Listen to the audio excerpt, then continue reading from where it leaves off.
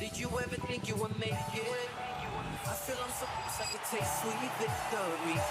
I know this life meant for me. Adam, what's your point? The future looks bright. My handshake is better than anything I ever saw. It's right here. You are a one-of-one? My son's right about I don't think I've ever said this before.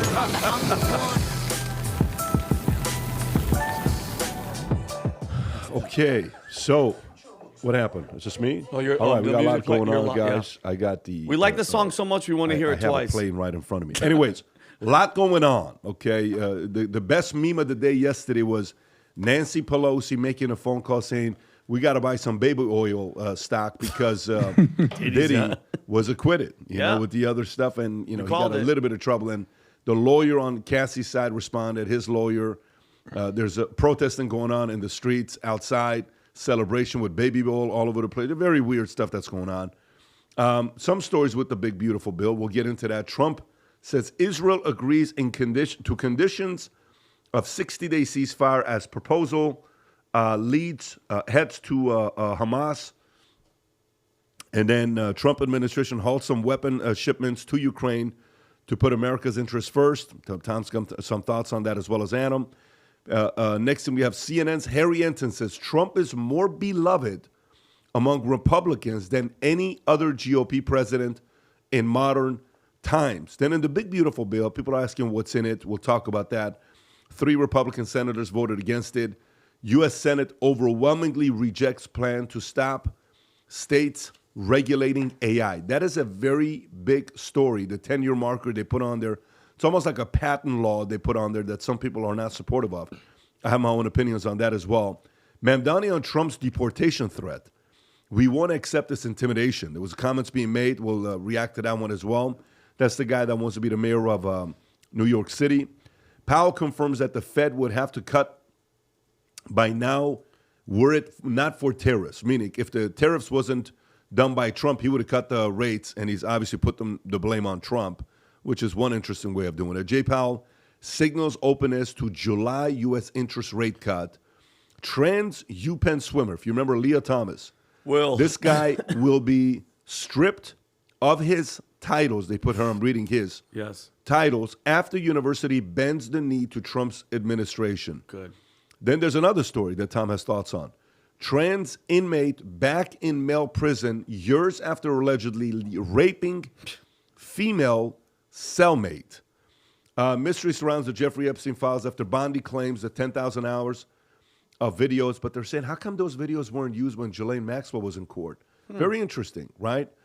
Chinese operatives spend years spying on Navy bases in U.S., FBI alleges. Air Force, Space Force hits recruitment goal month ahead of schedule. California voters want more action on housing. Poll finds, this is a political story, and California is running out of safe places to build homes due to fires. This is a Bloomberg story. New Jersey is becoming the next Hollywood, poised to soon become the top 3 film destination, according to NJEDA CEO. Stark first photos from inside Alligator Alcatraz reveal bleak digs for up to 5,000 migrants. Trump reunites with former political rival DeSantis at Alligator Alcatraz. Joy Reid on Alligator Alcatraz, she calls it concentration camp for brown people. Vinny, they're talking about people like us, brown people. No, I don't appreciate it. And she's never been there. So offended. Sean Diddy Combs, verdict live updates. Jury convicts Combs of 2 counts in sex trafficking scandal. We'll definitely cover that one. Iranian hacker threatened to leak 100 gigabytes of stolen Trump team emails, and there's a few things going back and forth with Iran. Satellite imager captures activity at Iran's Fordo nuclear site after U.S. strikes, and Iran suspends cooperation with UN Atomic Agency. There's something going on with Musk. Wow, that's kind of weird. Yeah, there's something going on with Musk trying to build a third party and calling out Bannon, saying he's going to be going back to prison. A bunch of other comments that are being made. Tinder launches new biometric face scan verification. Adam's got a major update on that for us. Caitlin Clark's new shoes sell out within minutes, reselling on secondary market for over double. Again, Adam's got a big update on the Caitlin Clark shoes as well, since he was one of the first buyers. Del Monte Foods, the giant Goods files for bankruptcy. Tom's got thoughts.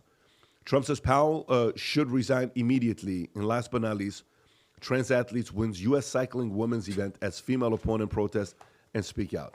Vinny's got a lot to say about that. All right. Before we get into it, couple things. Guys, once a year, we host an event called the Vol Conference.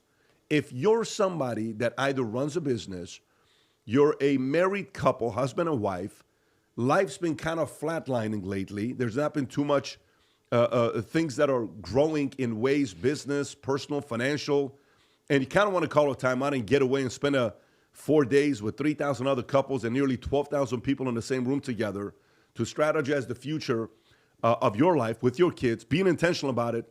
I highly, highly recommend you attend the Vol Conference. It's the only conference you can go to where the attendees are comfortable talking about business, are comfortable talking about money, are comfortable talking about politics, are comfortable talking about family values, and no one cares. No one walks on eggshells. You go to some business conferences, oh, we can't talk about politics. We talk about everything. If that's appealing to you, do whatever you can to go to the Vol Conference.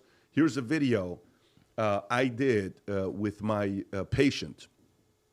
Here's a doctor sitting down as a therapist, sitting down with his patient, and guess who his patient is? Rob, go ahead and play the clip. Matthew, who's my next patient? Vincent Oshana. Oh, this one's gonna be tough. Oh, I gotta take the jacket off for this one. Okay, so what's been happening lately? Oh, nothing positive. I'll tell you that, Doc. Just, work is crazy. My marriage is hanging on by a thread. I know we talked about that last time I was here. The kids are freaking screaming and yelling all the time. The business is bleeding cash. I can't breathe. So what do I do? Let me ask you a question. When's the last time you and your wife sat down and actually mapped out your next 5, 10, 15 moves, personal life and your business life? Never. The only thing we've ever mapped out was our Disneyland trip. Just like which rides to go on.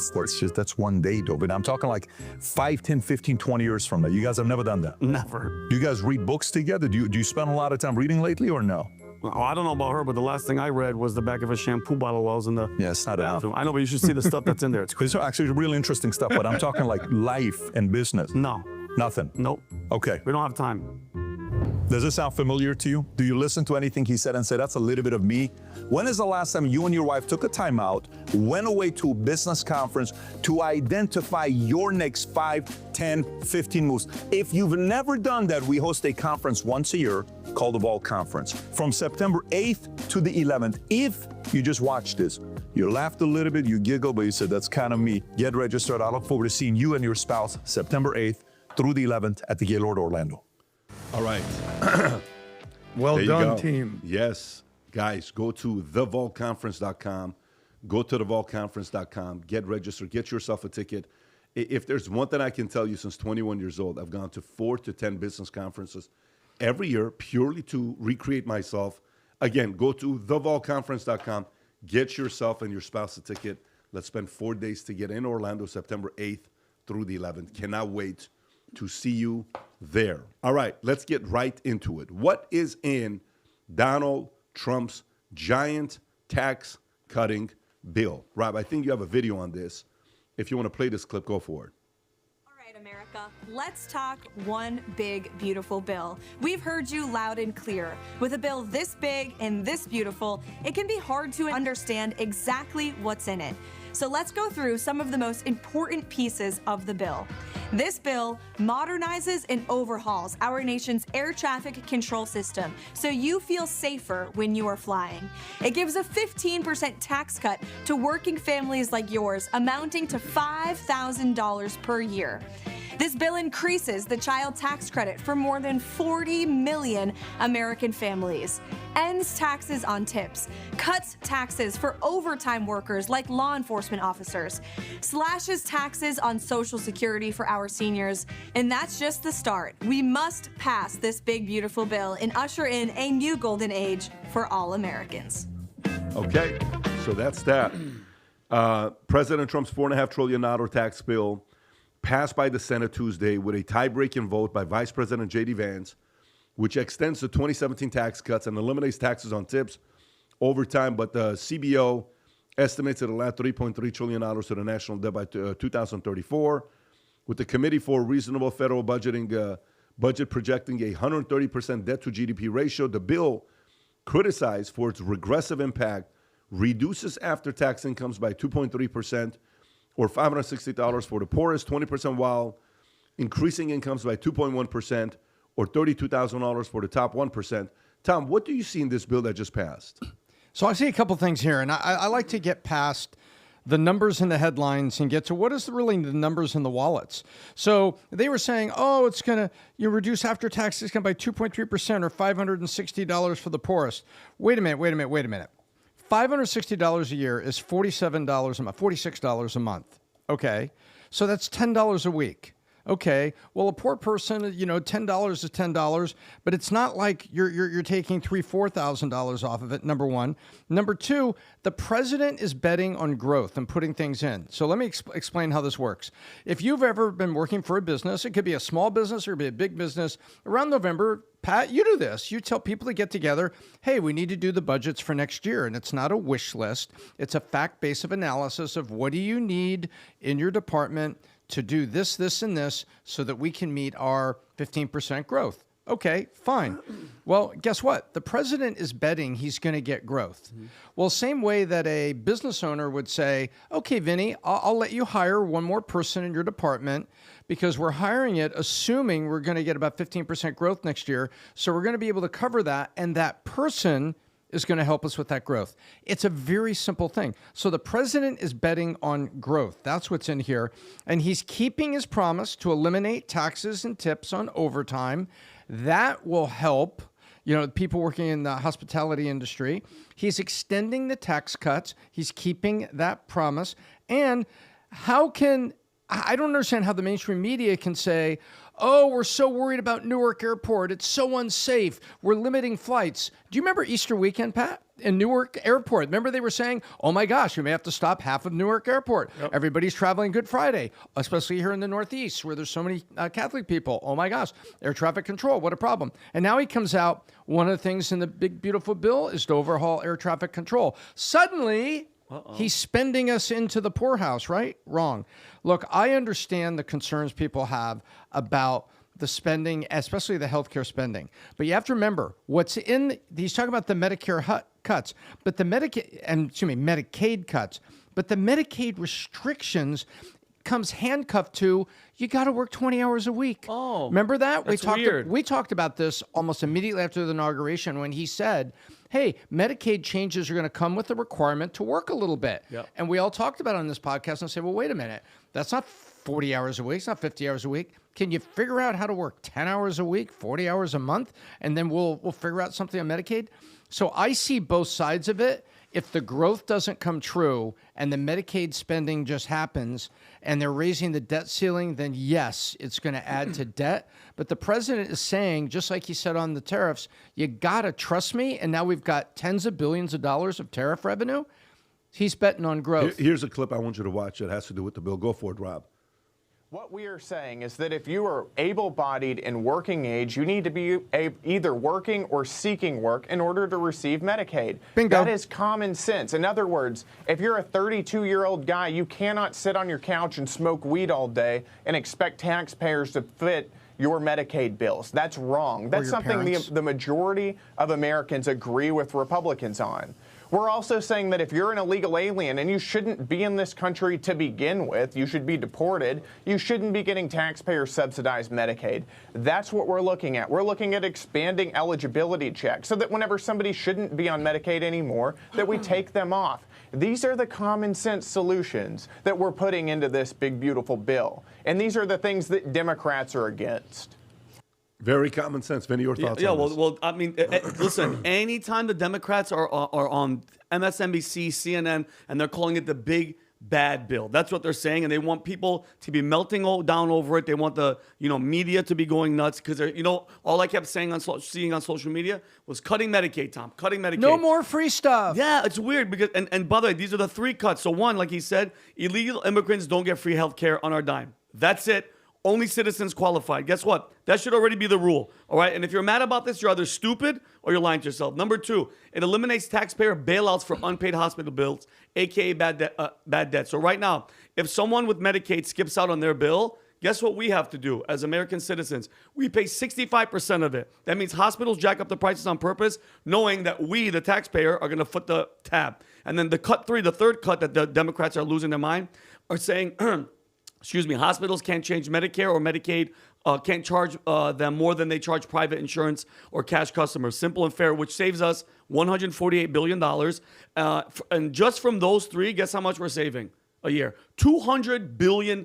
Okay, but the Democrats are all emotional and they keep feeding us all these headlines. You know what it is too, Tom? It's the same thing that they did with the border bill. Remember the border bill? Yeah. They're like, we'll close the border, but the Republicans are stopping us. Yeah, because you guys snuck in $60 billion to Ukraine, $14 billion to Israel, and $4 billion to Taiwan. It's the big, beautiful bill. Yeah, the Inflation Reduction Act, that was the War Increase Act and the Immigration Increase Act. Yeah, exactly. So the big, beautiful bill, not the big, bad bill, puts America first, and that's why they hate it. Anything that's helping us, Pat, the Democrats are going to fight it. Adam, your thoughts? So I feel like we lose a lot of sight during these bills, conversations of one key fact, that the government will not save you. If you're relying on the bill or what's going to happen, are they going to pass this, going to pass that, you're losing the big picture, which is you got to do it yourself. I don't know anybody that's rich, maybe besides Elon Musk and government subsidies, who's like, how'd you get rich, bro? Dude, the government got me. Straight up, government. It's all that. Obama hooked me up, Bush hooked me up, then Trump. Zero people who are successful give credit to the government. It comes down to four things: work, earn, save, and invest. And if you do those four things, you're going to be okay. So a lot of people are excited about the extension of the 2017 tax cuts that are going to expire.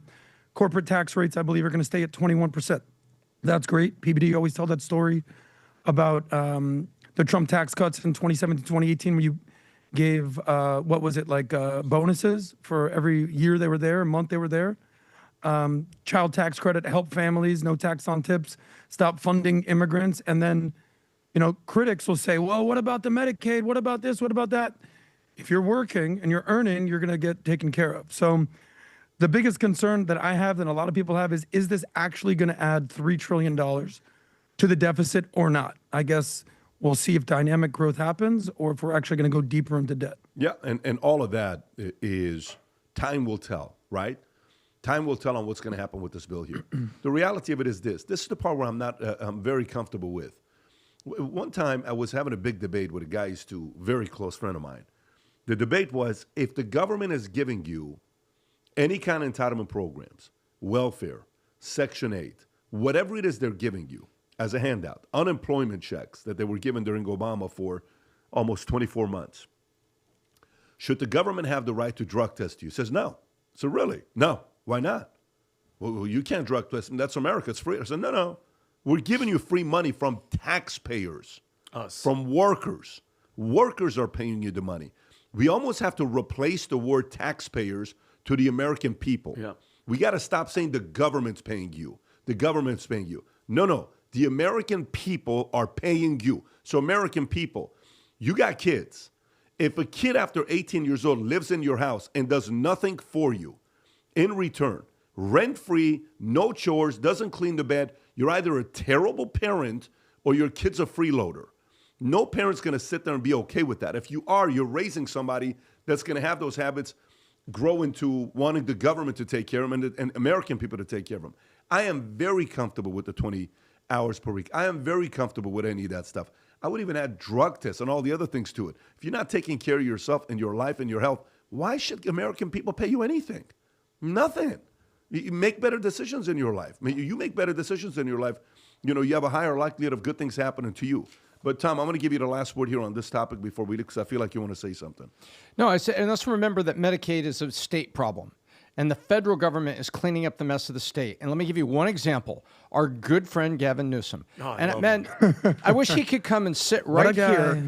I'd love for him to come sit right here and talk about this and say, look, dude, you took Medicaid in California, and the first thing you did is you took the current budget, which couldn't be expanded because you only had so much money in the bucket.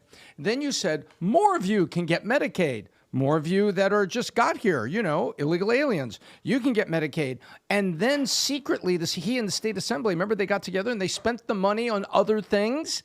And then he went crying to the federal government. Oh, my California Medicaid bucket is empty. Well, of course it's empty. You said that more people could put their ladle in the bucket, and then you drilled a hole in the bottle bucket and drained it off to use other things.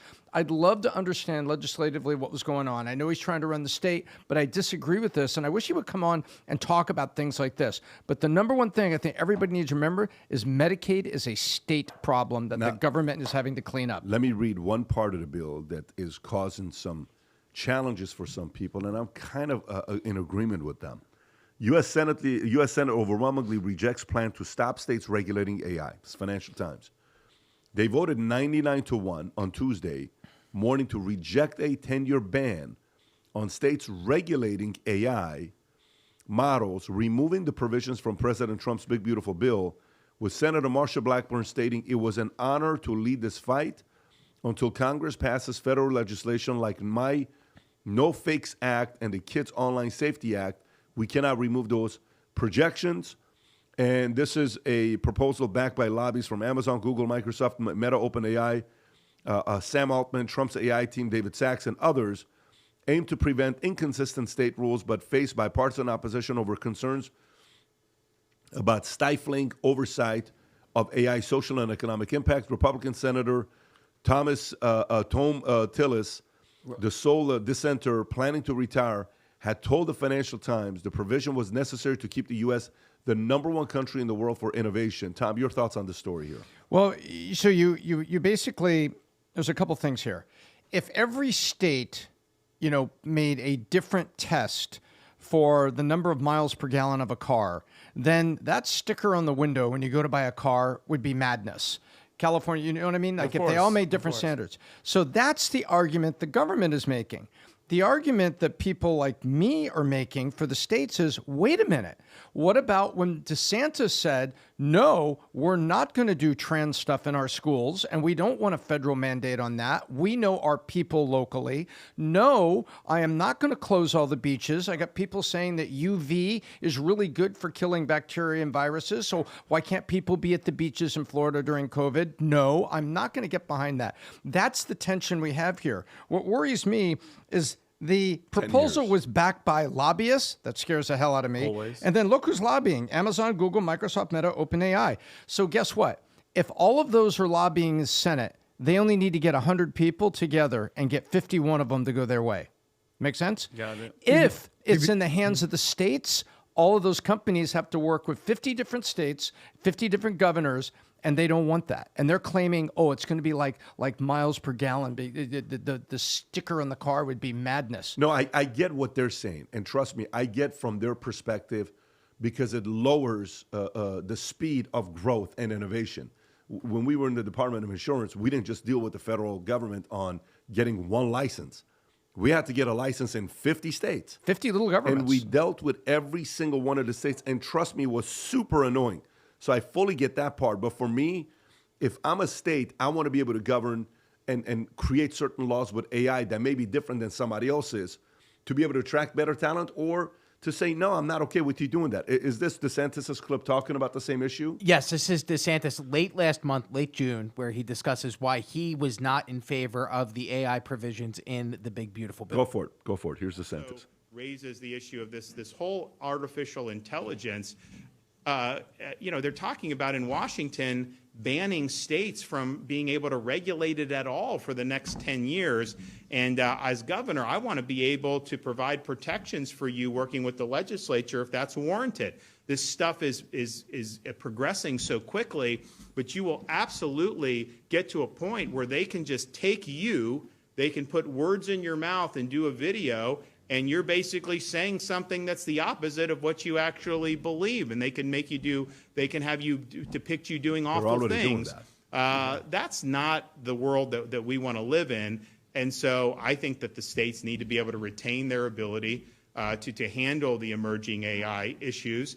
So this is a really significant you can pause issue. it right there. I'm with it because, again, if a state wants to be a little more liberal, guess what they do? They attract the people that want to have their AIs being done there. If somebody wants to be a little bit more aggressive, a little bit more conservative, then you may say that may not be a place for me. Adam, your thoughts on this? Yeah, just about the AI. Do you remember about a year ago, the World Economic Forum had their list of the top 10 most pressing issues that the world is going to be facing Yes. for the next decade? And do you remember the number one on the list was misinformation and disinformation? Do you recall that? Yes, of course. Yes. Yeah. So this, I think, is the centerpiece of that. I mean, how many videos? I'm seeing AI videos of grandmas and grandpas talking about all sorts of sexual stuff. It's like, what? What just happened here? I saw Trump playing the World Cup and score the winning goal. Yeah, what were you I've seen watching, this. bro? Oh, yeah, it's pretty sexual. I've seen Taylor Swift sitting on Trump's lap. We've seen these deep fakes, this misinformation, this disinformation. We're getting to the point where we're not going to even know what's real and what's not real. They're talking about some of the highest earning women online are not even real women. They're AI bots. So this might not be the number one issue right now, but if things turn out to go this way, we're going to circle back in 5 years and see if this turned out to be true. And by the way, I don't even think that's what it is, though. I don't think they're worried about the deep fakes. I think they're worried about other type of regulation that they go above and beyond. Like, let's just say Palantir is trying to do something. They want to be able to say, as long as the federal government says it's okay, it's okay. And Florida wants to be able to say, no, we're not doing that in our state. We're not going to be doing this in our state. I think it's a little bit more than that. Is this the clip that was extremely disturbing? This was with Peter Thiel sitting down with Ross Douthat, and he's talking about the Antichrist and how, the Antichrist could be ushered in through AI because he was warning this guy about it. By the way, Peter Thiel looks kind of odd, but listen to that. Look at how awkward he turns, Pat, once he mentions the Antichrist and him basically being able to usher him in if he's really going there. Play this clip, Robbie. That's going to be in the first. My very specific question for you, right, is that you're an investor in AI. You're deeply invested in Palantir, in military technology, in technologies of surveillance, in technologies of warfare, and so on, right? And it just seems to me that when you tell me a story about the Antichrist coming to power and using the fear of technological change to sort of impose order on the world, I feel like that Antichrist would maybe be using the tools. Look at that you were building, right? Like, wouldn't the Antichrist be like, great, we're not going to have any more technological progress, but I really like what Palantir has done so far, right? Yeah, I mean, isn't that a concern? Wouldn't that be the irony of history would be that the man publicly worrying about the Antichrist accidentally hastens his or her arrival? Look at there are all these different scenario. I obviously don't think that that's what I'm doing. I mean, to be clear, I don't think that's what you're doing either. I'm just interested in how you get to a world willing to submit. He looks like he's been holding on to the ring of power for too long. Authoritarian rule. Well, but by the way, he makes this is a very important question he's asking right there. Huge. He says, I don't think you're doing it, but how do you prevent from a guy? Go back 7 seconds, Rob. Could you go back 7 seconds? Keep going. 10 seconds. Yeah, play that clip from right there. I don't think you're doing it. Rule. Well, but again, there are these different gradations of this we can describe. But is this so preposterous, what I've just told you, as a broad account of the stagnation that the entire world has submitted for 50 years to peace and safetyism? This is 1 Thessalonians 5:3. The slogan of the Antichrist is peace and safety, and we've submitted. That's correct. He looks. How do we know that's not AI itself? Well, that's actually, Tom, what do you think about what he's saying? Well, he's pointing. Peter Thiel sounds like, and I'm not inside his head, and there was a lot that was going on in that interview, but he's correctly pointing out that verse in 1 Thessalonians that says that the Antichrist will come, I bring peace, I bring safety. And what does everybody want right now? They want peace and safety. Let's do a 16-week countdown. Let's look at the polling. And so we did that. And it was great programming that you chartered on Valuetainment. And one of the things that we found was state by state. Guess what was the closer you got to the southern border, immigration was number one. And that safety-related immigration was number one. Much different in Missouri than it was in Arizona. In Arizona, Republicans and Democrats were worried about it because in Arizona, it was on their front lawns. So what he's talking about is peace and safety-ism has been something that the voter and the citizen has wanted for 50 years or more. Look at how Germany agreed to things at the end of World War II, because the Germans that were still alive in villages that weren't even connected to the Nazis, they just wanted it to stop so they could get back. And so they agreed to things, including, they didn't really protest and understand what was going on with the split of Germany that was happening. And so they went with peace and safety. So what he's talking about is very accurate. People look for peace and safety, and the Antichrist will come offering peace and safety. Now, I disagree. I do not think AI is going to hasten the arrival of the Antichrist. The sin of man will hasten the arrival of the Antichrist and hasten the return of the real Christ, Jesus Christ. However, along the way, the deception will be great, and I think that's the point he's trying to get to. But the other gentleman was making, I think, was a good and fair point. Aren't every advanced tool, like if you go look at all of the technological tools, you look at the DVD, you look at video games, you look at things that were going on, you look at the multi-camera angles that were on DVD. Do you know what the first industry always to use all of these entertainment advanced technology is? Government? Porn. Oh, Porn. Yeah. Porn was the first one to use all the advanced stuff on DVD. They say, imagine watching a movie from 5 different angles. Boom. Porn had it first. And so sinfulness and things goes first with usually technological advances, because fraudsters used it before there's controls, and evil people use it before there's laws and a sheriff. And so, whereas the Antichrist will say, hey, I will clean all this up. I will make it nice for you. He's absolutely correct, and he's speaking from a biblical point of view. I like it. Okay, next story. Trump says Israel agrees to conditions of 60-day ceasefire as proposal heads to Hamas. President Trump revealed on Tuesday that Israel has agreed to the conditions of the 60-day ceasefire with Hamas. My representative is this the one, Rob, if you have, okay, my representative had a long and productive meeting with Israelis today on Gaza. Israel has agreed to the 60 days and the conditions during which time we will work with all parties to end the war. The Qataris and the Egyptians, who have worked very hard to help bring peace, will deliver this final proposal. I hope for the good of the Middle East that Hamas takes this deal, because it will not get better. It will only get worse. Thank you for your attention to this matter. Adam, your thoughts on this? Well, Trump's trying to run the table and work out all these deals that he's been working on. It first started with India and Pakistan a couple of weeks ago. We see that the ceasefire between Iran and Israel is holding, and now he's moving on to Gaza, and then hopefully he can run the table on Russia and Ukraine. But Trump is a deal maker, and he's trying to cut a deal. So what's happening here, in my opinion, there's a proposal, there's conditions, and what's the title of the article? That Israel has agreed to the conditions, is it not? So Israel has agreed. Now, Israel, in my opinion, they have two stipulations. Number one, can we get our hostages back? Those people that you just kind of like ran up on and stole and hijacked and killed a lot of people, that whole thing. And then number two, this is kind of important. Yeah, stop terrorizing us. We'd like that. We'd like to just live in peace and prosperity and not have missiles from Houthis and Hezbollah and Hamas and Islamic Jihad and all the terror crew out there just terrorizing people, because, that's what terrorists do.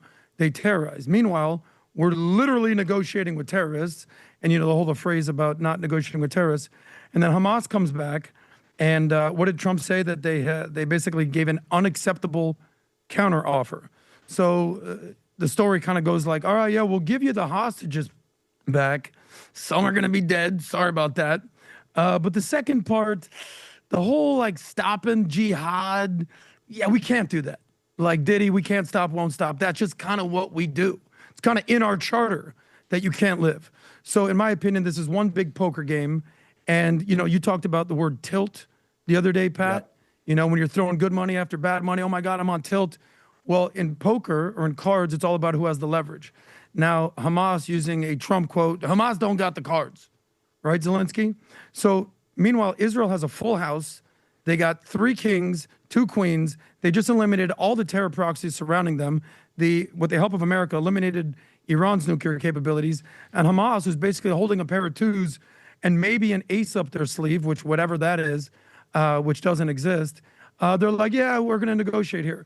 If this were a real negotiation, like an actual business negotiation, Israel would just run over Gaza, and Hamas and just say, better luck next time. But they're trying to sort of play the geopolitical nice guy without wiping out this entire community. Tom, We'll see what happens. How do you sit there and say, second request is dismantling Hamas? How do you? What does it mean to dismantle Hamas? What does that ask mean? How does a Hamas organization get dismantled? So I think that there's really only one angle I can think of, and it's cutting off all of their money and supply. But the money and supply has always flown black market for these guys. I mean, Adam said it very well. Their charter is, you shall not live. How do you dismantle that charter when that is at the core of their belief in existence? And if you cut off their arms supply and you cut off their dark dollars that are coming through Iran and others, then okay, you still have a group of people who believe in their heart in the charter, even if you tear up the charter as a piece of paper. So dismantling Hamas, I think, really means disrupting and disorganizing where they have their bases, Rob, and where they're getting their money. To see maybe definitions. I think that's probably the angle, because unless you go out and systematically figure out how to kill each and every Hamas and then wait for their 13-year-old sons to grow up and get worse, right, which is what happened with Al-Qaeda, I don't know how you dismantle it. I only know how you dismantle, you disrupt the hell out of it disarm. For now. It says, number one, disarm, give up all weapons, including rockets, guns, and other military capabilities. You think Hamas is going to do that? No. Number two, disband its military wing, dissolve the Din al-Qassam bridges, the armed wing of Hamas. Yeah, and their money. Yeah. Number three, relinquish political and administrative control, step down from governing Gaza, potentially handing over control to other authority, like the Palestinian Authority or international body. 4, end all hostility, cease planning, supporting, or carrying out attacks against Israel permanently. And 5, accept Israel's right to exist, a broader long-term. I mean, they're not going to do that. So, Vinny, what do you think about this ceasefire? I don't know. 'Cause I know Adam mentioned something about, because, Israel could just go over and get rid of everybody if they wanted to. I saw a video, Pat. I'm hearing that, Rob. I saw a video of just what Rafah looks like in Gaza, on the Gaza Strip. And this is a five-month-old video. This is 5 months ago. I mean, I understand they were going after Hamas and they were hiding in buildings and stuff, but this looks like Hamas was literally everywhere. There's going to be another shot of overhead. My question is, like, where is Hamas? This is Gaza. This is Rafah. This is one section of Gaza where it's decimated. I understand they're talking about a ceasefire, but where's Hamas here? They're what's known as living in the tunnels. Well, guess what? Instead of taking the billions of dollars that the UN and all the but Adam, looking at this video, Adam, this is wiping out the entire city. And Israel, I think, is technologically advanced. They could go in those tunnels, put your boots on the ground, and go get these guys and go get them. Because that ceasefire, again, Pat, you're right. You're negotiating with terrorists. America doesn't negotiate with terrorists. So if Israel's going to do that, go finish it. Well, get on the ground and go get them, because they're not. I'm with Pat. You think you're going to negotiate with Hamas, with terrorists? No, because that's what. I agree. All you can do is disrupt them. And even if you disrupt their money, disrupt their arms, disrupt them, you're disrupting them, for now, because all their children are sitting there with the same charter and the same belief on their heart, waiting to grow up and take up the family business, which is eliminate Israel. Well, PBD asked a very important question, like, how do you actually do this? And Tom sort of touched the surface of what you do, and you take away their funding. And you mentioned Iran. Iran is definitely funding them, especially in the military wings. But it's no secret that the biggest disruptor and the biggest funder of terrorism isn't necessarily Iran, it's Qatar. So if you look at the title of his article, what two countries are negotiating with Israel and the United States? It's Egypt and, drumroll, Qatar. So Egypt, in my opinion, a lot of the Arab states don't care about the Palestinians. I'm sorry. There's more people in the West, the Greta Thunbergs of the world, the woke mobs of the world, even the Candaces of the world, that care way more about what's going on in Gaza than the actual neighbors. Because have you ever seen the fence in between Egypt and Gaza? It's worse than the one in Israel. Egypt don't want these people. Jordan doesn't want these people. Lebanon is taking in 0 people. Why is that? But why is Qatar involved? Qatar's nowhere near them. It's because Qatar is basically Hamas's daddy. Where did they find Ismail Haniyeh? There's the fence in Egypt. Yeah, that's a sign that they don't want you coming through here to Egypt. And we saw what happened when that's a border basically the woke left showed up to Egypt and tried to get into Gaza. They were turned around not politely. But Hamas, being funded by their daddy, Qatar is a very interesting country because they present this sort of lipstick on a pig, neutral ambassador. We're going to work this out. Meanwhile, they're the ones funding the Muslim Brotherhood. When the U.S. had to negotiate with the Taliban, where did they meet? In Doha, Qatar. Qatar is the daddy. And don't take my word for it. Take their neighbors. Saudi, UAE, and Egypt itself has all accused Qatar of funding terrorism. So the person negotiating, the middleman, is actually the person that's funding everything. It's a very weird situation here. And Israel, in my opinion, they're doing 2 things. Peace through strength. They're not messing around anymore. They've eliminated all their enemies. And number 2, they're basically saying total domination within that sector. And we're going to see what happens, what Trump does here with Gaza. But in my opinion, Israel should just take the whole thing over. Yeah, if I look at a comparison to ISIS, right? Remember, every day was ISIS. Mm-hmm. And then when they took out Abu Bakr al-Baghdadi, he died like a dog, right? That whole thing that happened. Beautiful dog. And then it gradually disappeared, but they went right after the head leader. Now, they're still around in a couple different pockets. They're not as big as they used to be, but I just don't know what it means. Yeah, as long as you get rid of Hamas, this is what. No, I don't see that. Well, how do you kill an ideology, right? I guess that's the question. Yeah, but why? What do you mean? Then to me, then it goes to Israel is asking something that's impossible. That you're making those 2 conditions. I'm sorry. If I'm Trump, I'm like, no, we can't deliver on that. Why? Because they're true believers, fanatical. They're never going to stop. So what do you mean one of the conditions is getting rid of Hamas? That's not possible. They're not going away. They can't stand you. You want them to suddenly stop? And I don't mean it from a standpoint of, I don't mean it from a standpoint of, leverage or any of that stuff. I think this is a dumb deal. I think it is. Because you want a ceasefire and one of the 2 conditions is this? Who's going to listen? You think they're going to listen? Are we supposed to be this naive? I'm sorry. I'm really trying to buy in. I have a hard time. I've been around these guys in the Middle East when they're fanatical. Yep. You can't reason with them. You can't say, let's have a reasonable conversation. We're willing to do this as long as you guys stop talking about that Israel doesn't have the right to exist. We will. No, go read their charter. Yeah. So why is that one of your 2 requests? No, it's almost as if Israel is asking for something, knowing that can't get done. So if you're asking for that, knowing it can't get done, what do you want to be done? What do you really want to get done? It's interesting, Pat. their whole you talk a lot motivation about is- negotiation, and you're one of the most astute negotiators that I've ever seen in multiple things. And when you ask for something that you know the other side won't give you, it gives you the excuse to keep fighting. Yeah, no, that's Great point. I'm not with this approach, and I'm not, because I would sit there and I would say, let's just say I'm in the room and you're asking me for that kind of a request. I'm like, no, they're not going to do it.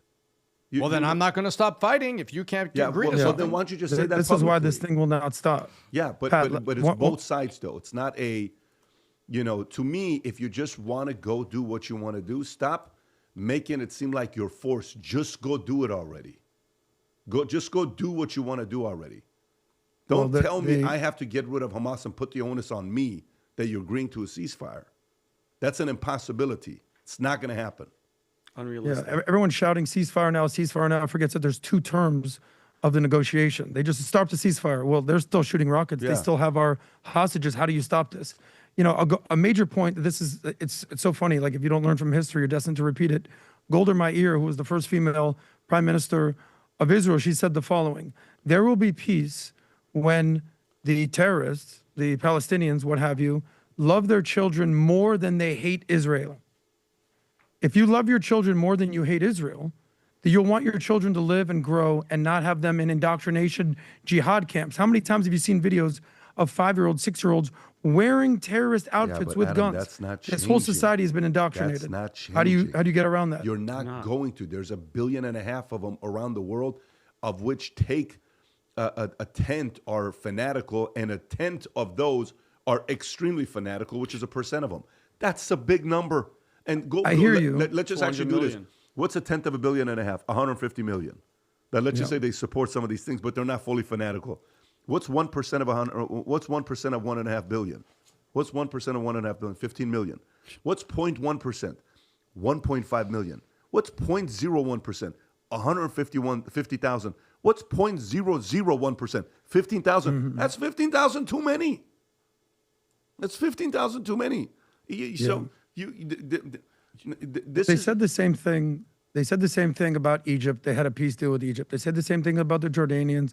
They had a peace deal with Jordan. Now they have the Abraham Accords. They've done deals all around the Middle East. This is why Bibi, and quite frankly, is more focused on the new version of the Abraham Accords and getting peace with actual major players in Saudi than this is BS negotiation. Hamas. This is BS negotiation. What would you do? I'm going to give you. My number one step is Iran. My number one step is not Hamas. Where's the money coming from? Who is funding them? Who's backing them up? Qatar and Iran, yes. Okay, so then go to the source. Yeah. Go to the source. This is step number 8. Like you go and play domino, there's 10 dominoes. When you want to have the tipping, you hit the first domino. Why are we going and hitting number 8 domino? The first one's the problem. Get to the first one, not to the 8th one. I don't understand this methodology of negotiation. To me, this is theatrics. To me, this is all like, hey, we're open to it. No, you're not. No, you're not open to it. This is pure for theater and TV and for You're saying Hamas is not open to it. No, I think both of them. Stop acting like you were pursuing a peace deal. You're giving something that 90% of naive people will fall for and say, wow, look, they really want to do this. No, number one is Iran. Number one is not Hamas. It goes to that. Now, I know the people that can't stand Israel, those who hate Israel, whatever you want to call them, the woke right, any of that stuff, they're going to say, no, number one is Israel. But the reality is, pre-79, it was cool. It was chill. What happened after that? The fanatical showed up. The extremists showed up. I'm going to go to the next story because this just drives me insane, just reading this even more and more. It's purely showmanship, and it's not something I support. Not for things like this.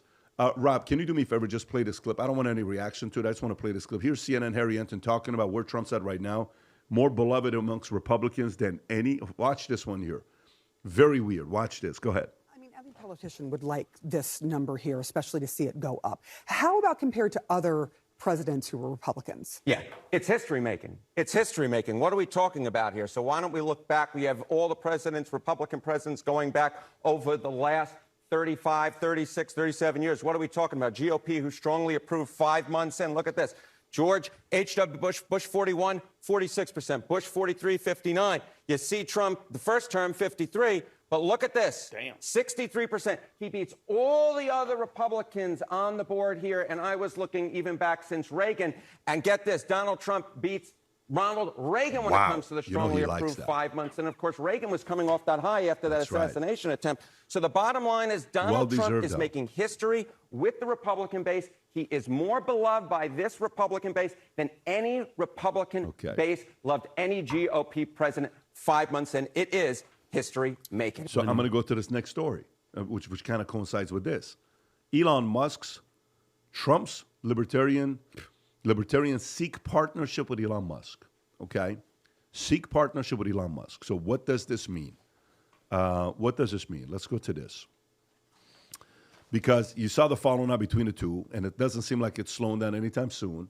Libertarian National Committee Chair Stephen Achelia urged billionaire Elon Musk to join the Libertarian Party rather than start a new third party, stating making a third party would be a mistake, and the Libertarian Party is the most set up party to be the dissident subservice party. He noted the party's budget is $1 million to $3 million annually. Wow, that's not even a budget.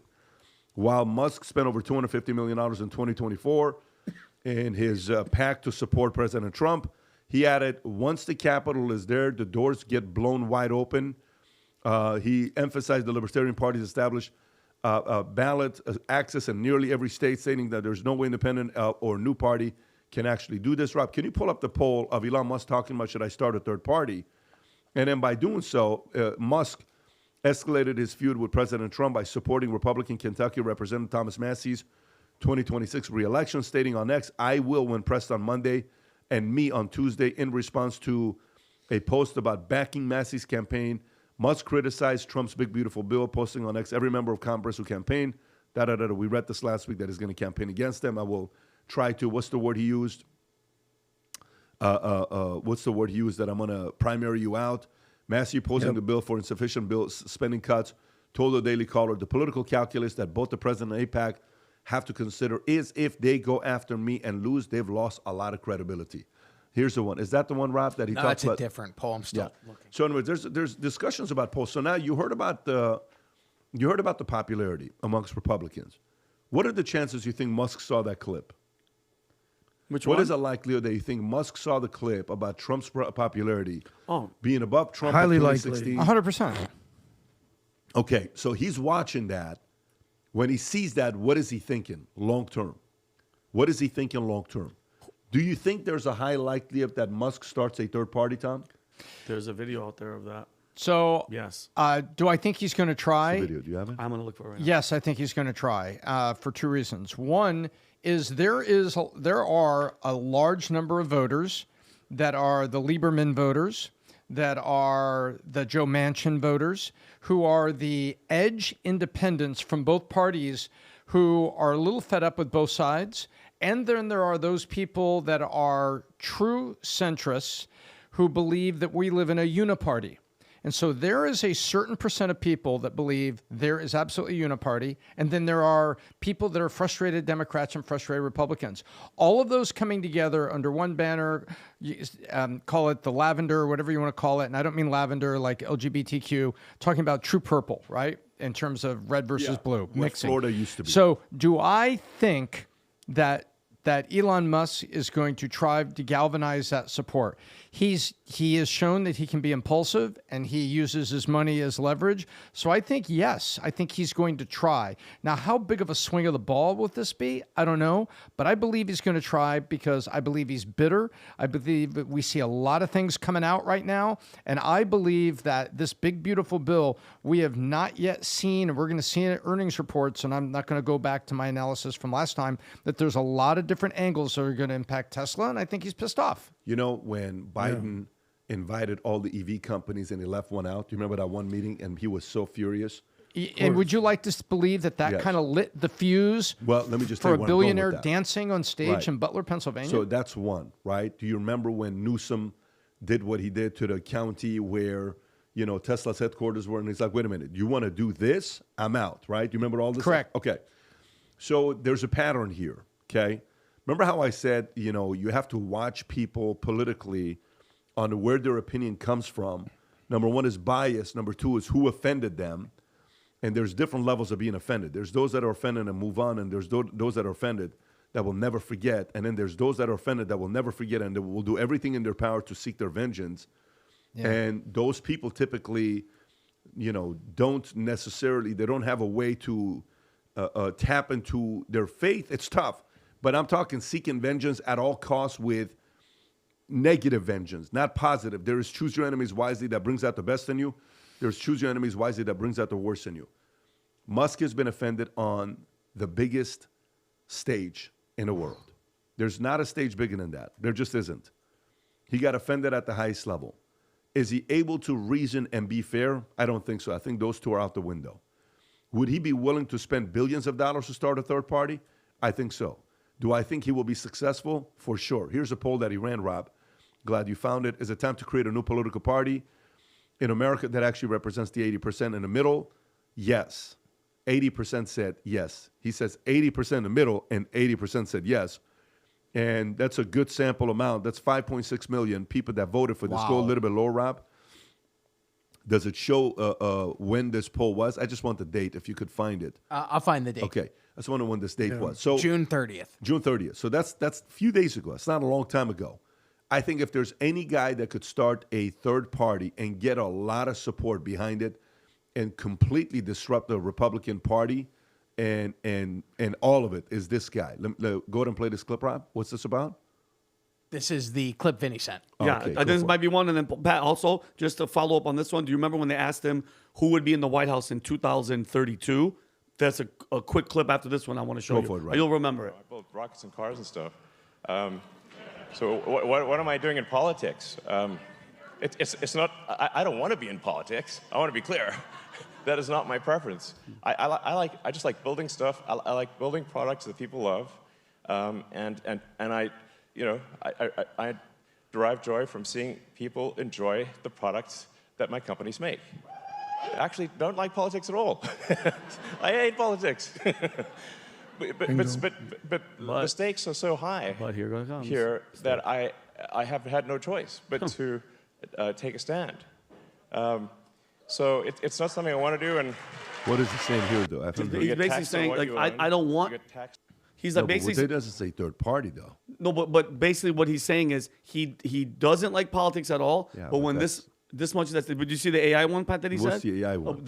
He's basically saying, they said, who do you think is going to be the president in 2023? He's like, how do you know it's not going to be an AI version of this or that? Yeah. That one's that's even a scary one. But him saying he doesn't have to get involved, but when it's his money involved, then he gets. Rob, what's this clip? This is the AI question. Yep. Play the clip.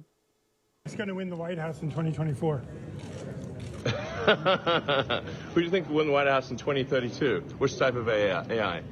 Transformers or diffusion? He's already going there. You know what I mean? The hell with 2024. 2032, that's where he's going. He's the one guy that could start a third party and piss a lot of people off and disrupt like ways we've never seen before. By the way, keep this in mind.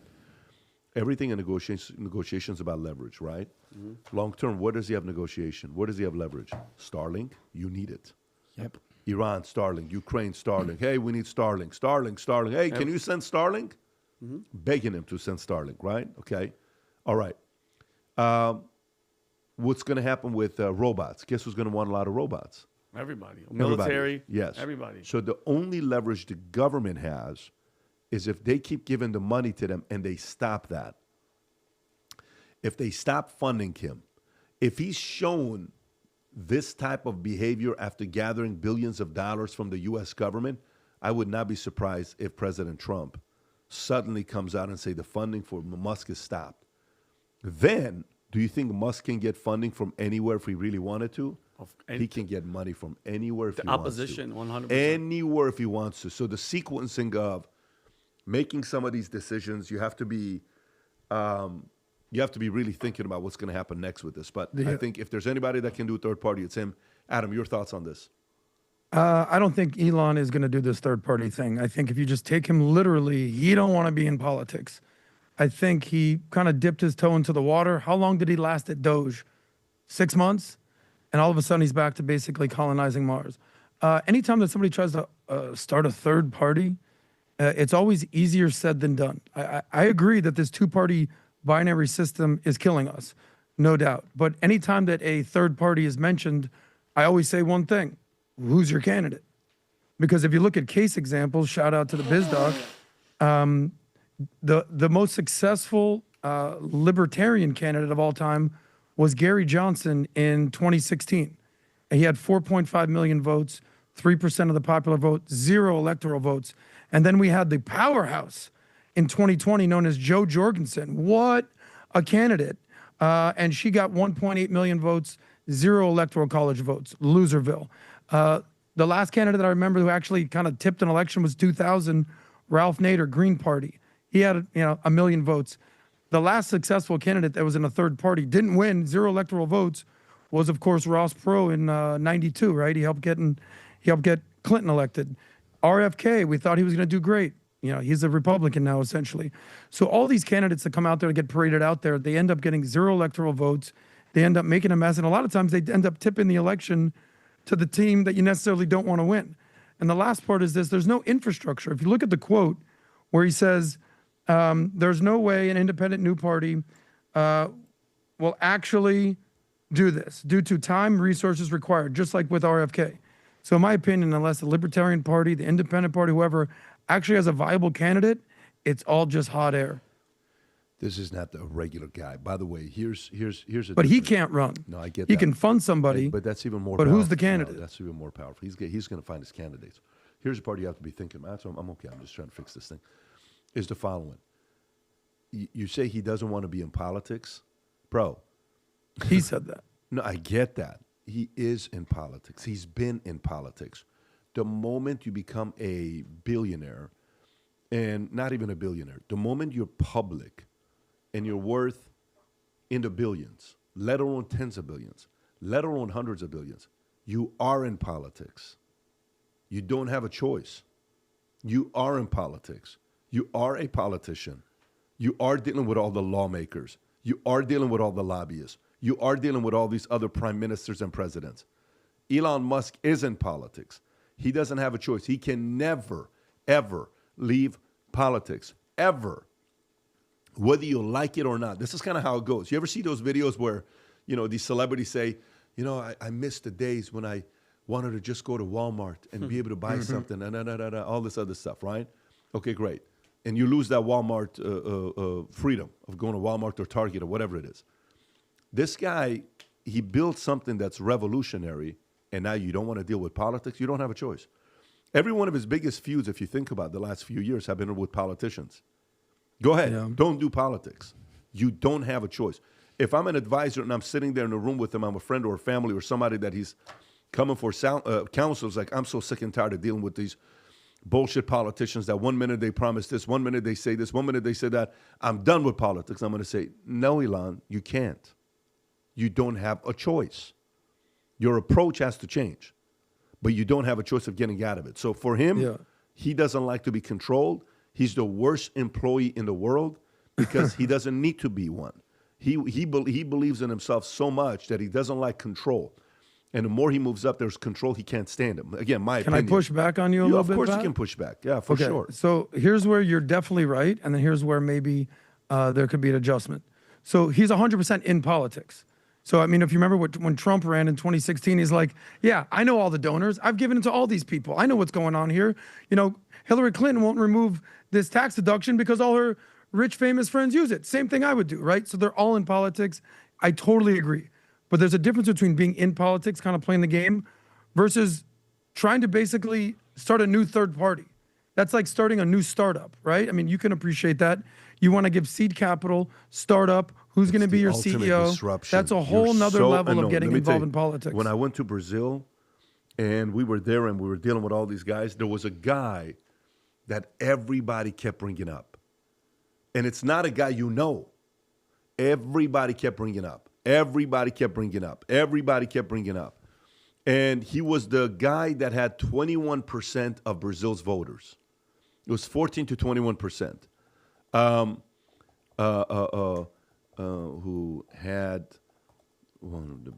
give me 1 second. And so this guy had 14 to 21% of voters. And here's what it meant. He's never going to be president. His candidates will never be president. But guess what? The road to presidency only comes with you give him favors. If you piss him off, you ain't getting elected, buddy. He controls it, okay? And there's a I don't know what the guy's name was. This guy was so powerful. Everywhere I went, they would bring up this guy. Everywhere I went, they would bring up this guy on the political party that he had. Everybody. So if Musk gets to a point, I don't think it's that guy. It's a different one. I would see his face. He's a good-looking guy. Every time, if this guy even gets 15%, he doesn't need to be 51%. If he gets 15%, if he gets 18%, if he gets 20%, he is the biggest throne every time midterms comes up, every time elections comes up. The most hated man and the most powerful man is the man that only controls 15 to 20%. He doesn't need 51%. So I think that's the one. By the go back to the one Liberty part. That's it. That's the one right there. Ciro Gomez. I think this is the guy.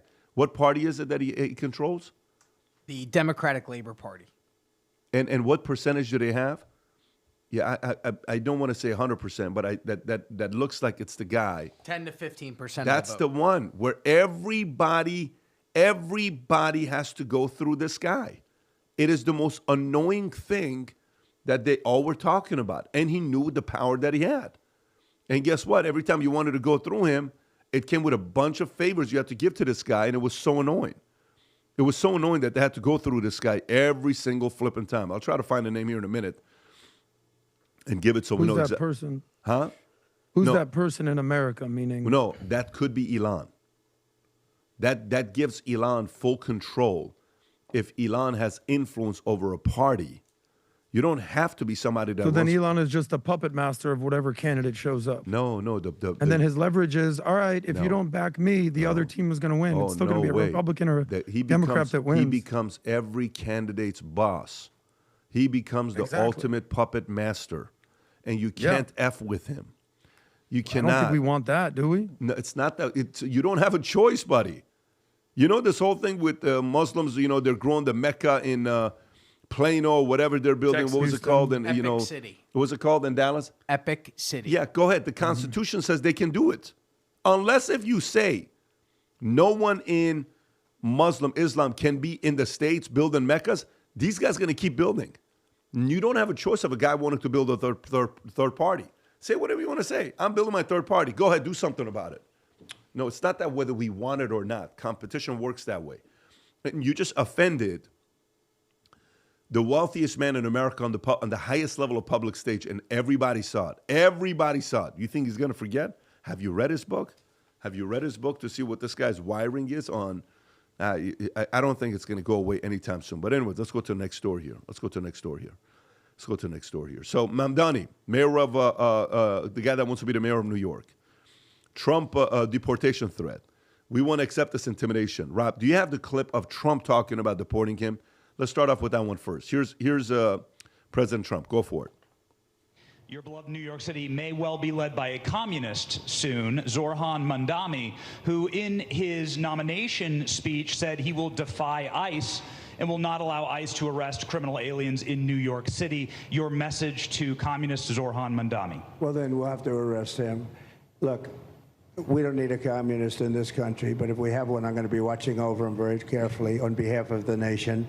We send him money. We send him all the things that he needs to run a government. And by the way, they get about 3 times what you get, Ron. If you look at the per capita, Florida gets 1/3 of what New York gets in terms of the numbers. Why don't you give us those numbers? Yeah, well, because that's what we should send him. Yeah, well, like sometimes people say Florida gets more because they count Social Security recipients, but that's not money to the state. Those are seniors that live here. If they moved to North Carolina, you could count it there. So it has no interaction with the state government. They get more in the city and state governments than we get. Right, substantially. We're going to be watching that very carefully, and a lot of people are saying he's here illegally. He's, we're going to look at everything, and ideally. He's going to turn out to be much less than a communist. But right now, he's a communist. That's not a socialist. All right, so that's the president saying that. And then this is, by the way, the guy I was talking about earlier was Gilberto Casab. And this is him responding to President Trump. Go for it. Yesterday, Donald Trump said that I should be arrested. He said that I should be deported. He said that I should be denaturalized. And he said those things about me, someone who stands to be the first immigrant mayor of this city in generations, someone who would also be the first Muslim and the first South Asian mayor in this city's history. Less so because of who I am, because of where I come from, because of how I look or how I speak, and more so because he wants to distract from what I fight for. I fight for working people. I fight for the very people that have been priced out of this city, and I fight for the same people that he said he was fighting for. This is the same president who ran on a campaign of cheaper groceries, who ran on a campaign about easing a suffocating cost of living crisis.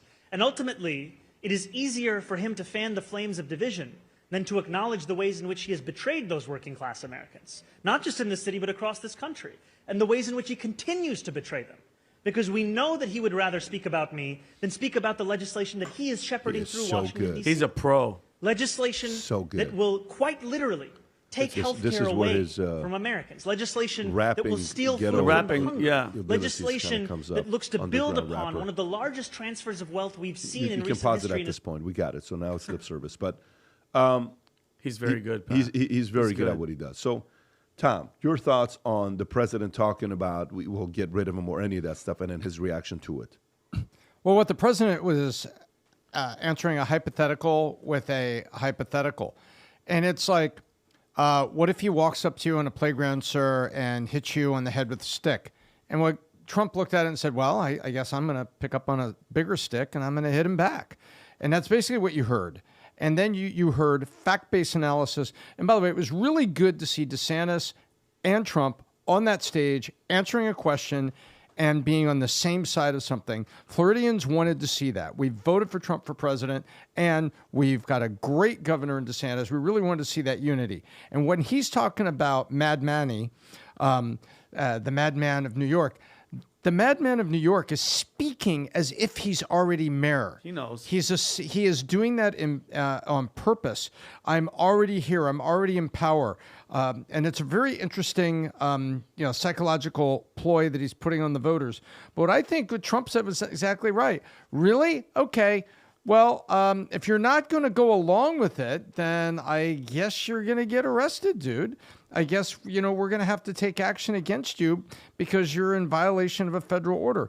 And what you have to remember is in New York City, he is trying to sow the seeds of chaos to get a bigger Marxist plan in place because Mad Manny knows exactly what he's doing. He knows where Eric Adams got all those EBT cards. Remember those? Of course. $63 million a week or whatever that weird number was, and I'm going to have that number wrong. But remember all that during COVID? And it's like the rest of the nation was like, wow, what's going on? I said, hey, taxpayers of the United States of America, you are feeding New York. The government's not feeding New York. Every person in the rest of the United States who's a legal tax-paying citizen was feeding New York. So I like the fact that Trump just kind of stood up to him, but did it in a very casual way, and then pointed out, say, look, man, there's an awful lot of money going to New York. You want to mess with this? But I think Mad Manny wants the disorder that's going to come out of that. Your thoughts on this? Me? Oh, yeah. I think if I could give any advice to Donald Trump, I would stay the hell out of this election. Because within New York City, clearly, they're not a big fan of Trump. They do have TDS. Otherwise, they wouldn't be putting this Democratic Socialist / Communist / Jihadist / Islamist up for the candidate of the Democratic Party in New York City. So in my opinion, Trump, stay out of this thing. It's going to be a one-on-one battle between Mamdani and most likely Eric Adams. I also think Cuomo, sayonara, buddy. You had your chance. Get the hell out of this race. If this is a two-person race, Eric Adams does have a chance, the incumbent mayor of New York. If there's multiple people competing, get ready for Mamdani to be the mayor of New York City. The juxtaposition of a Democratic Socialist jihadist immigrant mayor coming into the heart of capitalism, in the heart of America, in the heart of Wall Street, governing, using terms like, I just want economic justice, right? People over profits. We're just going to seize the means of production. Just like Karl Marx recommended. Nobody needs that much. We don't need billionaires. Hey, Mr. Mayor, New York City has the most billionaires in the world. Don't worry about that. So we're going to see what happens here, but all spotlight is going to be on what happens with Eric Adams and the rest of these candidates against this guy, Zohran. Well, first, I picked up really quick on how he just said Donald Trump. He doesn't address him as president. He doesn't, show any type of respect for the office, which whatever. He can do whatever he wants. But the fact that he is openly saying, I am not. He said he's going to block ICE from doing their job. So he's basically saying he's going to pledge to harbor illegals, that the city has already been going downhill because of the whole sanctuary city nonsense. I also think, and by the way, Cuomo, what's Andrew Cuomo polling at right now, Pat? He's at what, 4? He's the lowest percentage. He's just going to run interference, which is going to help Mamdani even more. If he had any decency, any sense, get the hell out of the race. Let it get down to him and Adams, which I can't even believe that it's going to be down to, the lesser of the two evils, which I already hate that freaking saying. But you know what? Like I said before, let him win. He seems like he's going to be the favorite. Let him do it. And then I want him, when ICE comes to get illegals, try to block them and then put his ass and arrest his ass. That's what I want to happen. He's talking all that tough shit right now, but when it comes down to it, do it when you're in, and we're going to see what's going to happen. Because listen, he's going to win. Adams, they're not going to vote for Adams. That's the future, is that guy right there. And just the way that you heard him speak, eloquent and breaking everything down, I wish he rapped it. I would have enjoyed it more, but this is it. Yeah. This week he was talking about buses a lot, talking about transportation, public transportation. Who in history said, you vote for me, I'll make the trains run on time? Yeah, that was in Italy. Benito Mussolini. Mussolini? It was a very Yeah. simple thing. You people don't have what you need, I'll make the trains run on time. And they elected a man who would partner with Hitler. Great. But I mean, look, I'm not going as far as this guy's going to partner with Hitler and resurrect him or do something like that. I'm talking about the people. They're reacting no, I to know. this. If you're going into like AI is going to find a way to resurrect Hitler and you're going that dark, Tom, I'm not going that area right now with you. Just want you to know this. I'm not going that far. That's a little bit extreme position. But no, where I'll I'm be going, over here if you need me. I know fully what you're saying, and you're right, because God knows who he can partner up with. Do you know if it's legal for the U.S. government to denaturalize a U.S. citizen? Do you know if it's legal to do so? I think there are. Didn't Ethel and Julius Rosenberg kind of subject to some of that? The atomic spy case. You showed me, so I don't want to say anything. It is legal. Yes. Okay. To denaturalize a U.S. citizen, but only for specific reasons. So now let's see what that is. Go a little bit lower, Rob. Legal grounds for it. This is breaks down exactly what's there. Fraud or misrepresentation. Okay, that's not going to be the case here. Legal procurement, if the person wasn't actually eligible for naturalization. Membership in subservice groups. Okay. If the person joins a group like the Communist Party. Uh-oh. Like the Communist Party or terrorist organization within 5 years of becoming a citizen or military dishonor. If a person gains citizenship through military and is later dishonorably discharged before serving honorably for 5 years, their citizenship can be revoked. Now, was this guy born in the States? Was Mamdani born in the States? He was born in Sudan or Uganda or something. Where was Mamdani? I thought it was an Asian. Okay, he was born in Kampala, Uganda. Okay. So Uganda? There you have it. The reality of it is he has the ability, if he wanted to be able to do something with Mamdani. I don't think he should. I don't think he should, because if you thought George Floyd was a hero, this guy will be on the cover of every single magazine around the world that will turn him into a Nelson Mandela type of a figure if they do something like that. But long term, here's a crazy thought for you. Long term, I think a part of where if somebody is here and if you truly want to protect the Constitution, what America was founded on, you don't want it to happen to what's going on with UK. They're begging people to have kids. There's a story that came out saying the UK government is begging for people to have kids. I don't know what so there it is. Right there. Look at this one here. It says UK government urges young people to have more children amid plummeting birth rates. Go a little bit lower, Rob. Plummeting birth rates, okay?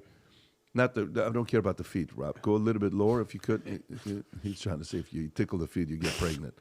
Zoom in right there, Rob. The latest figures from the Office of National Statistics showed in 2023, British fertility rate dropped to 1.44. You know how scary that is? A record low since the government began tracking this in 38 and far below the replacement level of 2.1. We know what the government says. Who cares? We're going to just invite more people from crazy countries and allow as many Muslims and Islam and people to send them as many migrants that want to come here, send them. We're going to make it up for that part. Where am I going with this? If America is going to be able to protect itself long term from people like Mamdani running for office, I don't think that needs to be possible. The guy's got a pure, like the language is all communism. I don't think it ought to be possible. But at the same time, well, I don't think anything's going to happen to the guy. I think the guy's going to get elected, and the guy's going to cause some damage to New York, and a lot of people are going to move to Florida, and they could potentially cause Florida to be purple again instead of being where it's at right now. I think that's what could end up happening. Like Adam, final thoughts before I go to the next story. Well, I'm so glad that you pulled that up. Can we just show that one more time? What was the sort of the exclusionary parts? What was it said that you can be denaturalized. Rob, can I see that one more time just before I make my point? It says a person can actually be eligible for naturalization. Where was it? Okay, if a person has joined a group like the Communist Party or a There you terrorist go. organization within 5 years of becoming a citizen, I'm so glad you found that, PBD, because he does have what's known as an out. I'm not a communist. I'm just a democratic socialist, guys. It's not a big deal. I'm not a terrorist. I support Hamas, but they're freedom fighters, guys. Come on. What are we talking about here? River to the sea, no big deal. So I do agree that he should have to win at the ballot box. I don't think there should be a referee involved in the middle of basically eliminating this guy from the race. But you bring up a good point with the kids. So I think it was Gaddafi, fact check this, who said, listen, you guys in the West, we're gonna slowly take over. Why? Because they're gonna come from the women's wombs of Islam. Fact check that statement from Gaddafi. Now you have Muslims having way more kids than Christians. So say what you want to say. America is a Christian country. It's a Christian country. I'm a Jew saying this. I'm so glad I live in America, in a Christian country. Yeah, sure, it was based on Judeo-Christian values. But we're going to run into a clash of cultures here when we start to see full-on Islamic jihadist type governing officials in major metropolitan cities. It's already happening in Minnesota. We see what's going on in Dearborn. It's about to happen in New York. We're seeing it in Texas. At some point, America's going to have to take a look at Europe and be like, damn, Brussels just got taken over. They're praying 5 times a day in London. They're doing this whole thing. And in my opinion, some red-blooded Americans are going to say, hold on here, buddy. This is John Wayne country, okay? We're America here. We're a Christian country. You can get aboard. You can assimilate. But a lot of times, these people want to come in and populate and dominate. And in my opinion, we're heading towards a clash of cultures and a clash of civilization. And we're going to see it here right in America because Europe did not stop it. And we'll see what happens. We're learning a lot about you today. We're learning that you're big fans of grandmas and you're John Wayne. a big supporter of Christians. And, if you're ready for it, if you want to repeat after me, Lord, I ask you that you open your heart to your truth and hold hands with all the people around you. And if you want to accept Jesus Christ as your Savior, Adam, we will receive you. We will receive you. I think there's going to be a lot of regulation, but we'll put in a good word. And John Wayne, and I that's a big l'chaim to you, partner. Thank you. All right, so we're the OG Christians, those Jews. It's funny. All right, so let's go to the next story here of a trans UPenn swimmer, Lia Thomas. Willie boy. Yeah. Will be stripped of his titles after university bends the knee to Trump's administration. Rob, is this the story? Yes, this is Education Secretary Linda McMahon explaining what Penn State has agreed to. Go for it. Thanks to President Trump and the Trump administration, what he campaigned on, what he actually signed an executive order on, which was that men will not be able to compete in women's sports, was acknowledged by the University of Pennsylvania. We have signed an agreement with them, and we hope that that agreement is going to be a template for other universities who acknowledge that there is no room for men and women's sports, not only during the competition, but also in the locker room and other intimate spaces where these women were required to be with males who changed in front of them. So this is a big deal. The university is apologizing. It is taking away the titles that were incorrectly given to men. It has stated that it will not have anything on its website other than the fact that they are complying, with Title IX. We are just very pleased with the outcome that we had today. It's an utter triumph for President Trump and for the administration, but mostly for the women and girls who will come behind the Riley Gaines and the Paula Scanlons and others. Vinny, thoughts? I would be so pissed off. Now, what, you're going to mail me my medals? After all the shit that you've done, all the stuff that you guys have, like, how many girls had to go up against this dude, William, because that's his freaking name, William Thomas, okay? That lives they're altered. Their lives, and Back to the Future, the space-time continuum, their life is altered because America was in a place where they were like, no, you have to let him live his freedom with his testicles in the pool with women, okay? And yes, I'm happy that it's about time, but let's call it what it is, okay? He's a mediocre swimmer at best, ranked 400. Then he's like, oh, I'm a girl, and kicked the shit out of everybody, broke all the records. He's a freaking coward. Now what, Pat, it takes Trump to come in to wake everybody up and fix it. Not the NCAA, not the Ivy League, not the media. They all bent the knee, and then Trump has to force their hand. Like, it's unbelievable that it has to come to a point where a different guy has to come in and say, guys, women play with women, men play with men. Okay, and then she's the education secretary, Linda McMahon, right? She announced that they're going to be sending them these apologies. To hell with the apology letter, okay? Send them their records back. Send them their medals, okay? And then the scholarships. And then as for Will, good old William Thomas, I would make him publicly hand over every trophy he stole live on TV. Just like this photo where we had to see his ass standing there with these freaking girls. Look at that girl's face on the right. Swam her whole life to get to this point, and look at this dude just chilling. Hold on, Vinny. I have a question for you. Yeah. I'm not too familiar with the story. Pull up this picture one more time. Yeah. Which one of these three people was the guy? If you look at him, I'm having a hard time figuring out which one of these three people. Maybe the 6'6" Adam, dude. I don't know. Adam, look left. Is it the short, stubby one on the left? Adam, look for the bulge or is on it the man left. on the right with the Adam's apple and the big package? Look for the guy that when he was backstroking, it looked like something. There was an apple There floating. was a periscope. It looked like a shark fin hanging out. Yeah, but I would make him. Yeah, just Well, as long yeah, as if that isn't true, I don't know. If that truly is a man, I actually condone Pat, this what were you gonna decision. say? But it might actually be a woman still. I don't know. What is a woman these days? Well, I would say make him. I want to see this live. Hand over every trophy you stole live on TV. Let the Vinny, world. why are you misgendering this guy? I don't, because Adam, and I love that you said You're a that. bigot. Because remember, No, 5 years he ago, misgendered himself. And the years gig is up. 5 years ago, if I I don't was know, saying man. What this, is up? the jig Still might be identifying as a woman. Yeah, what'd you say? He misgendered himself. But you said The- what that- is up? The jig is up. It's a long. The jig is yeah. up. The jig is up. Yeah, but you know Yeah, what? there's You know why something this else pisses up. me off a lot? Because there was a time where like not that long ago, 5-6 years ago, if we spoke like this, YouTube would take this down. YouTube would come after us, and people because Tom said the jig is up. because Tom said the jig is up, not because of this freaking dude Stop with his right now. testicles. What does it mean the jig is up? I think there's one point I want to make. Get in there. here. Get jiggy with and it, that Tom. And Get that jiggy is, with it. I've been waiting for 2 minutes to say this. Go for it. Behind the scenes, with everything else that's going on, the Ivy Mm-hmm. League and everybody couldn't get their voice into the media right now because there's too much other things going on.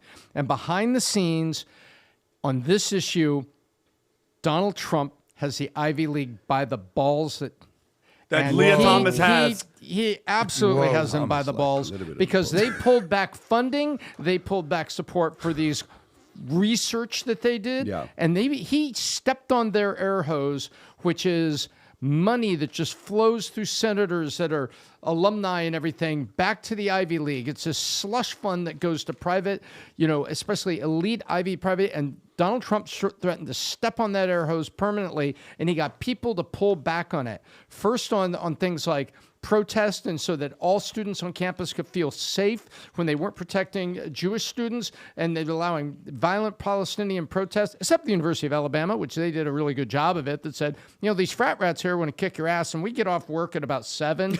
So if we cops, that's what they told them. So the cops said, if we were to leave here and prevent these frat guys from walking across the quad here to kill you, you're going to have a really rough I don't know if evening. So maybe you just want to disband and go home. That's what the University of Alabama told the protesters. But absolutely, President, you know what this is called?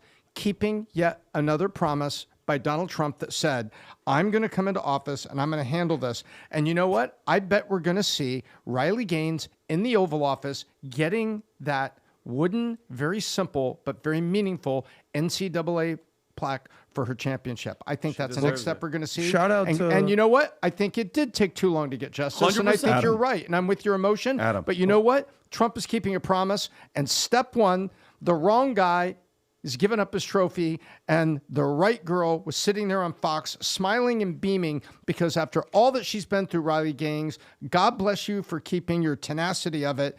Justice is about to be served. Adam. Amen. Yeah, well, respect and shout out to Riley Gaines. Hopefully the justice will serve her. I'm not sure if we have this, but I think that Lia Thomas actually responded. I don't know if it was her or him or her representative. Rob, do you have that clip of her responding to It's this? still a guy. Rob's Adam, looking at another Adam, clip of Adam, Rob. you're... Excuse me, sir. There's a young man in here. And you're watching Hold it. Excuse me, it's ma'am. It is ma'am. I can call the police if you'd like me to. You This need to isn't settle Lia down. That's not Lia Thomas, Adam. Is that not? Okay, that might be her representative. My bad. Can you continue that? That's not him. What? Once again, ma'am. I said both of you. No, you said sir. Once again, it's ma'am. I actually said both of you guys. It was general. Right beforehand, you fucking said Oh sir. my God. Motherfucker, take it outside if you want to call me. That's Dude. known as a I'm so his fucking he sir. fit. Yo, these dudes are tripping. Very ladylike, sir. Oh, he's That's at not very GameStop. ladylike, sir. What kind of woman is going to be at Control GameStop? your lady. I need my doll on aisle 3. It's ma'am. Anyway, good to see that All right. woman removing. Well, listen, her and by titles. the way, these stories get crazier. I'm not going to read all of them Okay. for you, but trans inmate back in male prison years after allegedly raping female cellmate. This is Daily Call. There's so many stories like this. We're not going to get into it. We're going to skip to the next story here of what's going on. So, California voters want more action on housing. Poll finds. Okay, and this is from Politico. So what do they mean they want more action when it comes down to housing? So a University of California Irvine's School of Social Ecology poll found that 70% of registered California voters consider the state's housing shortage a major funding priority, with 33% of likely voters naming housing as their top issue, nearly twice as many as those prioritizing healthcare, per the survey shared with Politico. John Gould, the dean of the School of Social Ecology, stated the lack of affordability of housing in the state continues to vex most Californians, and they don't feel like it's being addressed. The poll conducted before Governor Newsom and state lawmakers approved a plan to accelerate housing construction by exempting most urban projects from environmental reviews reflects ongoing voter frustration with California's affordability crisis, which has worsened homelessness and driven residents to more affordable Sunbelt states. Tom, thoughts on the story? Do you know how many houses the state of California believes it needs to build? And by the way, this is a correct analysis they've done. And I just used California and correct in the same sentence. I apologize if I offended anyone. California believes they need to build 2.5 million more homes.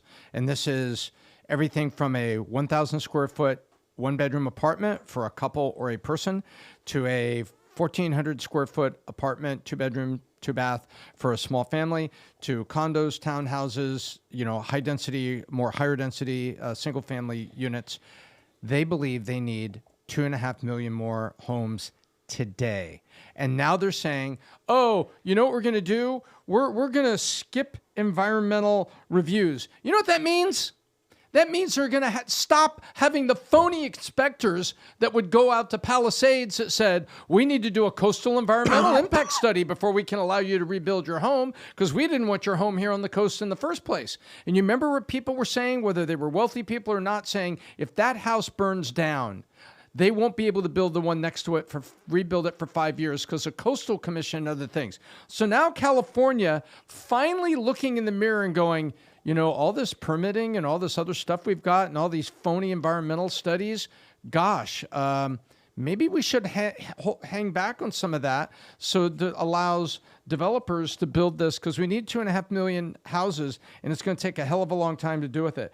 So guess what? The California voters are saying you moved a lot of illegals in here that squeezed out lower and then you built a multi-million-dollar condo for the illegals in downtown LA that they trashed over the course of 4 months. You don't say. Oh, wow, shocking. Yeah. Give somebody something for free. They didn't value it. Oh, weird. That's odd. Never heard that You before.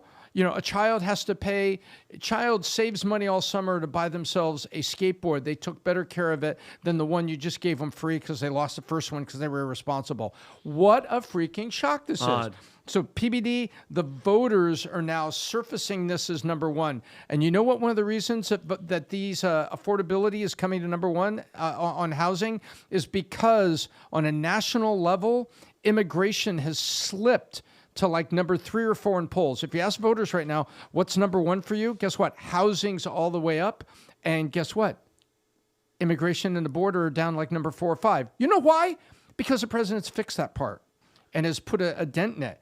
Right now, you've got Californians, Pat, they're screaming for new leadership. And they're screaming in the form of, man, we need more houses right now. They're not going to get that, Tom, that leadership. Because, Pat, question, if they need 3.5 million, what is a realistic number that they're going to get in 2000? Like, they need to build 3.5 million in 2025.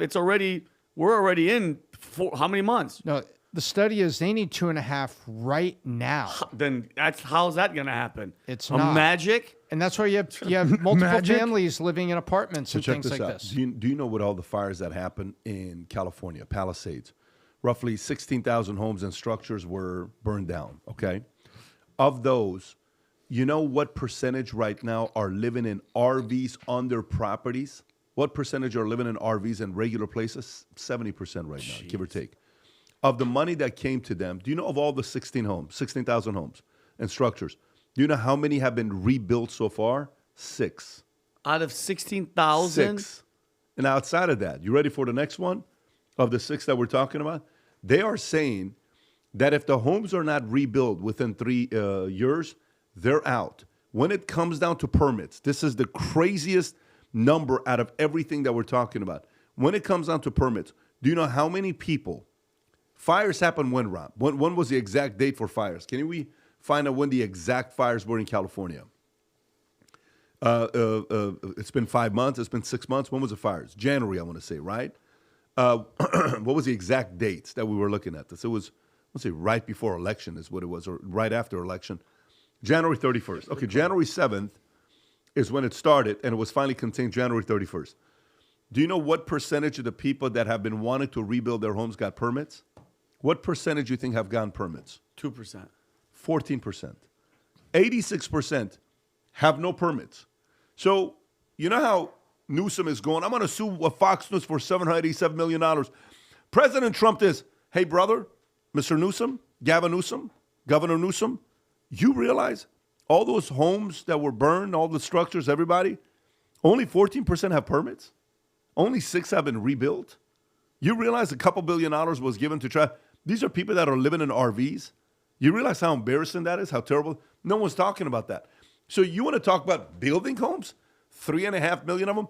If of the homes that were burned, and we're only talking 16,000, watch this here. Adam, Vinny, Tom is saying that they need to build 2.5 million homes, right? Is what they need today. Is what they need. How capable is a state of accelerating the process of building 2.5 million homes when a fire happened in Palisades and 16,000 homes and structures were torn down, destroyed? Only 6 have been rebuilt, and only 14% have gotten permits. With that kind of a regulatory environment, how long do you think it's going to take California to be able to build those homes? Now, I mean, this state is in shambles. The speed of execution is insane.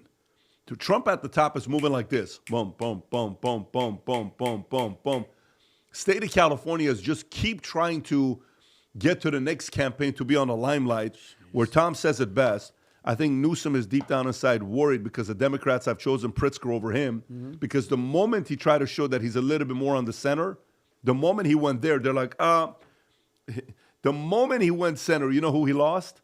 He lost the left and the right, because he went to the center, had a bunch of these conservatives on his show to act like, yeah, you know, Democrats, we didn't mess up. And so Republicans are like, whoa, maybe he's being a little bit reasonable. The center's like, maybe he's being a little bit reasonable. And then he went, boom, back to the left. Guess what he said? The left can't trust you. The right can't trust you because it's all theatrics.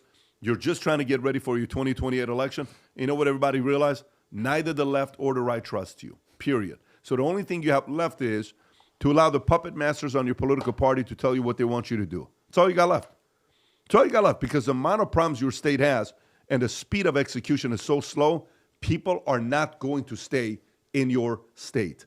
Adam, any thoughts on this before we go to the next story? I do. There was an article from Tuesday. I don't know if Rob could pull it. Do you have that article about the housing crisis in the major metros, Rob? Do you have that? I do. Okay, perfect.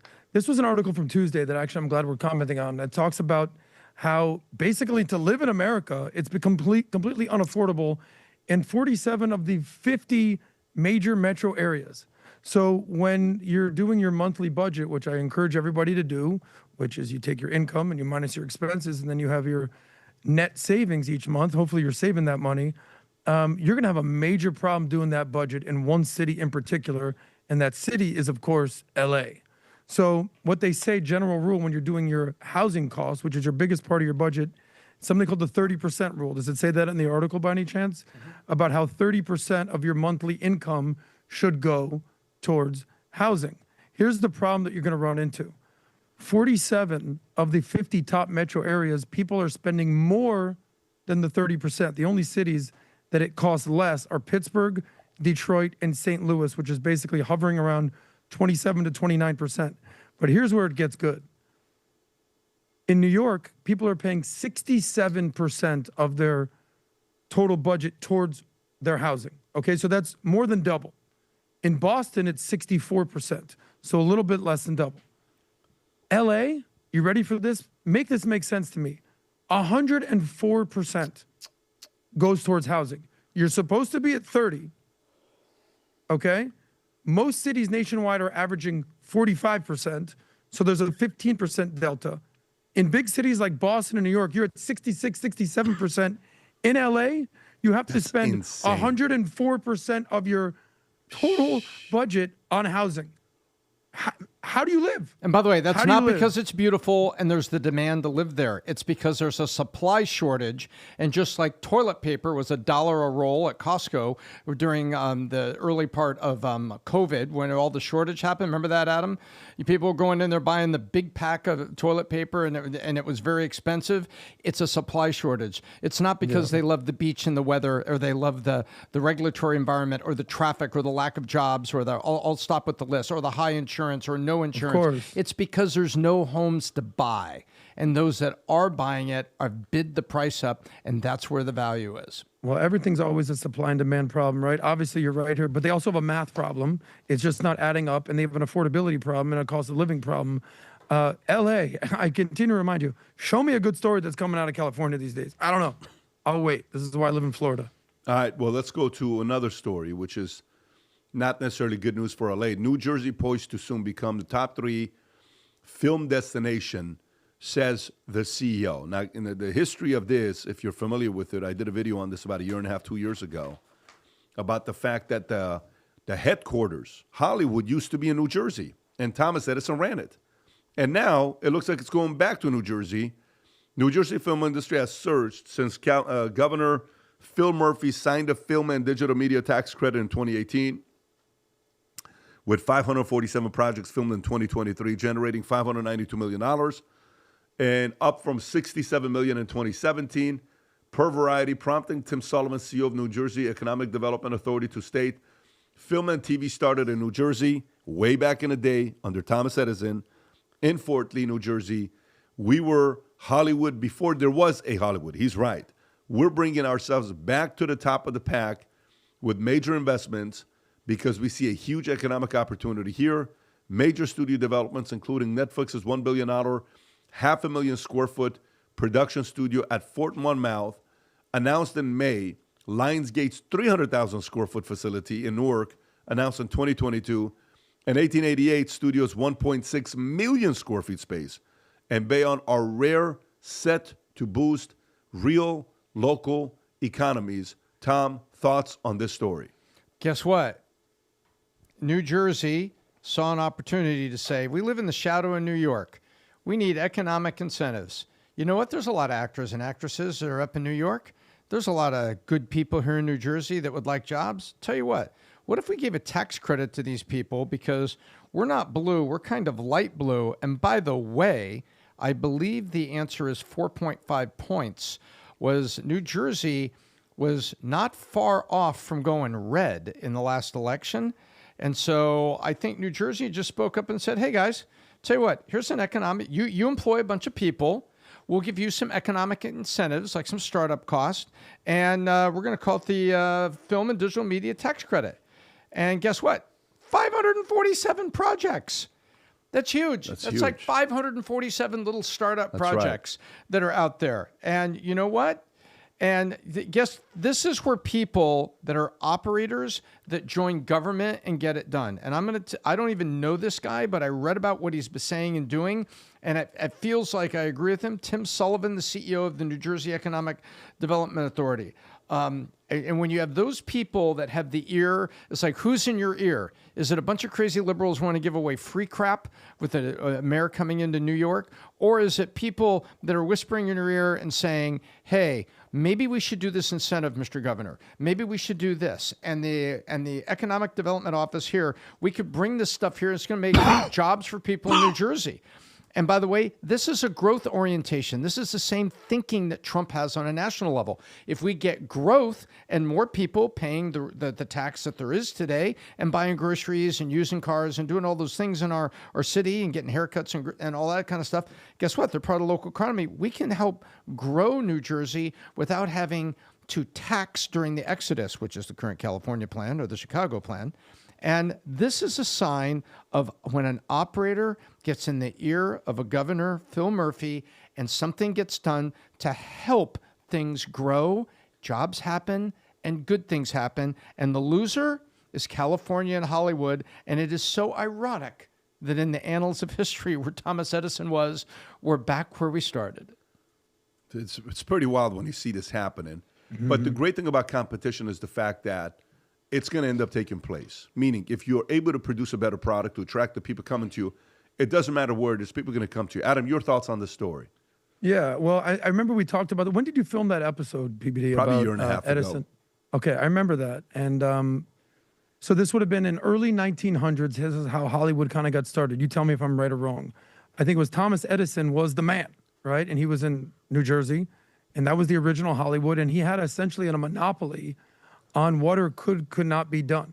So then you had all these people that were like, well, I can't do what I want to do. I can't use the equipment that I want to use. I want to do all these things. But good old Thomas Edison is basically telling us everything. He controls everything, you know, so people don't like control. So they moved out west. Now, a lot of these people that moved out west that started Hollywood happened to be Jews. I don't know if you know this, but Jews happen to be kind of good at writing, kind of good at banking, kind of good at finance, kind of good at telling jokes. I know it's hard to hear, guys. I know, but they were the ones that moved and took the risk and disrupted the original Hollywood and moved out to California. And they were the ones that started and founded, I think it was Warner Brothers, Paramount Studios, Columbia Pictures, MGM. That's why we know while Jews run Hollywood, well, they do, because they started Hollywood. So that's sort of the story that I recall. I thought we were talking about New Jersey, so let's get back to that. That's true. That was just Adam. That was a whole shout out to his New Jersey. But it was any of that? Did I mispronounce that? No. No one's saying this. Any of that is false. It's the challenge is now. Sometimes when you get too much power in an industry, like they did in Hollywood, and then the state thinks they're going to own them forever and they're never going to leave, and they start abusing those privileges and the gratitude of having Hollywood, the creative guys being there. Other states, there's 49 other states that will be more than happy to accept them. Some states are saying, by the way, you know, some states had the opportunity to do the same thing as well. They didn't do it. You know why? They're like, we actually don't want Hollywood here. We actually don't want you to come to us. Go to Atlanta. Go to New Jersey. Go to Austin. Please don't come here. Please do not come here, because the track record shows that the moment Hollywood moves to a certain city or state, with the way they vote 5, 10, 15, 20, 30, 40 years from now, they destroy that great state. So we'll see what's going to happen with New Jersey. But as of right now, you're absolutely right. But you know, I remember a time when Hollywood, California, Arnold Schwarzenegger, who was a California Republican, was the person running the show. He was Hollywood. Yes, Hollywood does play a role here, but woke politics, that's Gavin Newsom. That's Pelosi. That's a lot of people in California. There's nothing necessarily to do with Hollywood. Silicon Valley wasn't around when Hollywood basically was getting started. Yes, Hollywood plays a role, but to blame everything on Hollywood would be a disservice to how far left the Democratic Party has gone. No, I said the politicians start owning and controlling Hollywood. They abuse. But still, other states, typically folks who are in the entertainment business, like, for example, we just watched a shitty movie. Okay, it was called Jurassic Park, whatever the new Jurassic Park movie it came out. Reid, whatever the hell. They did a new so one? Funny, literally right before going to watch this Jurassic World movie, I told the guys, I've never seen a Jurassic Park movie I've not liked. I like every one of them except this one. I give this a 2. It was absolutely horrible. The acting sucked. It just wasn't good. And to counter that with the Formula One movie, what is a Formula One movie with Brad Pitt? Called Is that what it's called? F1 the movie. It was awesome. I gave it a good 7.5. It almost was as if Brad Pitt was talking about his life, even though he's not in race. And, if you replace Formula One with Hollywood, it was Brad Pitt's, some of the stuff, I just didn't feel like he was acting. I really liked the actors in the F1 movie. But in this movie, Jurassic World, they're trying to get these 3 different things that's going to cure cancer, right? And the one guy's like, you could tell he went to Berkeley in the movie. He's like, why don't we not sell this for tens of millions of dollars? Why don't we just open source it and give it to everybody? Everybody, so they can just have it. And then let's just do the right thing. This is what we're going to do. We're just going to give it to everybody for free. Scarlett Johansson made $15 million, okay, doing the movie. Why don't you do the movie for free, Scarlett? Why don't you guys go do this movie for free? How much do they pay you? How much do they pay you for what it is? So those ideologies move to the state that they want to live in, and that is why some states that could have easily made the bid to attract Hollywood to their cities and states, they're like, no, this is definitely not a community we want in our state. Let it go to a different state.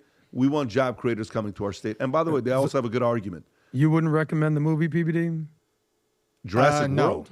No. Absolutely. Yeah. I wouldn't even recommend it when it comes out on DVD or when it comes out on Apple TV or whatever you want to call it. I wouldn't. The acting was no good? I wouldn't waste 2 hours of my 13 minutes of doing that. Go watch reruns of Baby Shark video. Watch that Baby Shark video 60 times. It's a 2-minute video. You will get more value from it than watching this movie. A freaking 2 hours and 13 minutes waste of a movie. Anyways. And you consider all that momentum in Hollywood and everything. It makes you respect people like Gary Sinise and Vince McMahon, who have always stood up to it. Yeah, I just thought it was a horrible movie. I don't know if I thought the dinosaurs that acted in the first movie and the second movie were way better than this one.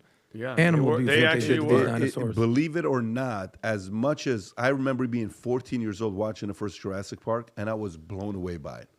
This was horrible. Absolutely horrible is what it was. Anyways, let's go to the next story here.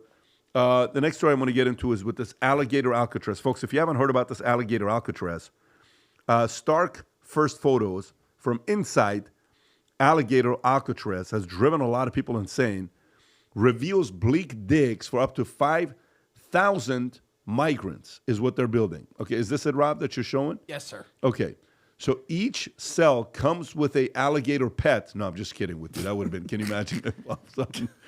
each cell gets its own alligator. It's like, hey, you got to pet this guy. Studies have shown that 92% of people that pet an alligator lose an arm. Yeah. By the way, again, this is hypotheticals, guys. We're joking. Yeah. We're not being serious with you about these things. But President Trump toured the Alligator Alcatraz migrant detention center in Florida Everglades on Tuesday. Rob, can you show physically where it's at? I want to show exactly where it's at physically. Like if you try to escape, you're dead. Okay, these guys gonna get you when you try to escape this place. Revealing rows of empty industrial metal bunks, beds, and chains. There's only one road leading in, and there's only one way out. It's a one-way flight. And describing the facility as isolated and surrounded by dangerous wildlife and unforgiving terrain, Trump remarked. Rob, do you want to play the clip of the president? Watch this, folks. Tangled pretty hard in the 2024 election, and yet you stand here now. You stand here now as partners on this effort. How would you describe the relationship, and what future does Governor DeSantis have? I think it's a 10. Maybe 9-9, because there might be a couple of little wounds. How much DeSantis loves him. Look at that I think face. we have a 10. We get along good. Well, the thing about it is, I endorsed him immediately in January 2024. I raised one of his PACs millions and millions of dollars, and obviously we saved him a lot of money in Florida because Florida was a deep red state. He didn't even have to do a rally in Florida, whereas 2016 and 20, this was like ground zero, and so we've been really like happy that to do that, and then we've worked very well on this I don't and like other that issues with Florida. And you can call him at any time, and he wants to be helpful for governors. I mean, I can tell you that. Yeah, this doesn't have to do with Alligator Alcatraz, but there's no way he's that tall, Pat. Who? Did you see how tall? Trump is really tall. Did you see where this look, Trump is giving him a bunch of kudos, and he's going into what he did for him. He just gave you a bunch of love. Just go back and edify him the way he edified you. But anyways, let me give you some stats on this facility here. dubbed the Alligator Alcatraz or the Gator Gitmo, built in 8 days. Gator Gitmo, that's good. Per Florida Governor Ron DeSantis. One thing about Ron DeSantis, the guy gets shit done so quickly. It's freaking amazing. Featuring 200 security cameras, 28,000 feet of barbed wire, 400 security personnel, and 100 National Guard troops, with Trump humorously stating, we're going to teach them how to run away from an alligator. Okay, if they escape from prison and how to run away, don't run in a straight line. Run like this. He's so funny. Like, he's trying to have fun with these guys. But a lot of people are saying this. What did Joy Reid call it, Rob? Joy Reid had called this place. I believe a concentration camp for brown people. Yeah, Here's the clip. go ahead and play this clip. She's fantastic. And I will note that, we tried to forget about him, but Ron DeSantis is still governor of Florida. He took the Comfy Couch hosts on a tour of the concentration camp that he's building in Florida in order to round up brown people, and throw them in a camp because he doesn't want them in Florida. Surprise, surprise, the economy of Florida is going to be severely harmed by rounding up brown people who, by the way, all over this country, Latinos are afraid to go to work. Anybody who is perceived How do you get to go at the highest level and work at a company like MSNBC when you say stuff like that? Well, guess what happens in first quarter of 2025? Your show gets canceled because your opinions and your viewers and everything go away. Hey, Joy Reid, you're still technically employed because of what's called the rollout or the transition period of your agreement. How about you go to the border and go look at the Biden and Obama cages? Go down and look at theirs, and then go look at this. And you know what? When I was in high school, we had to watch this movie. The movie was called Scared Straight, and it was how the juvenile hall works and how county works and what can happen to you if you end up in county, which wasn't very good.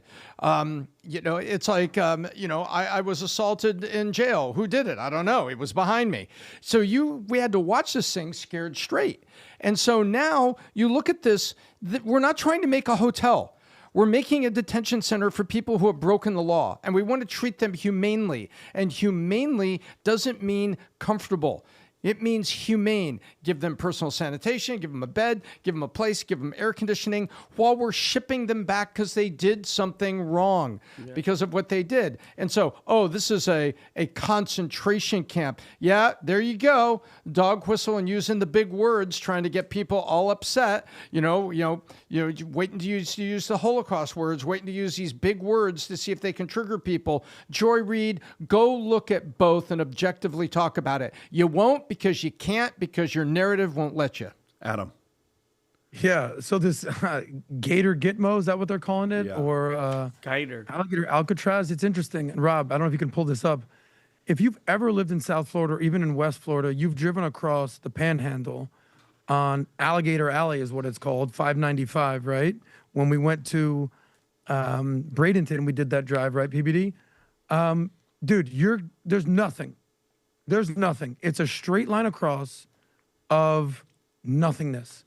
And if you want to get off and pet some alligators and go on an airboat, you can do that. But everyone who knows that makes that drive, you say, there's like 2 rest stops, there's like 0 gas stations.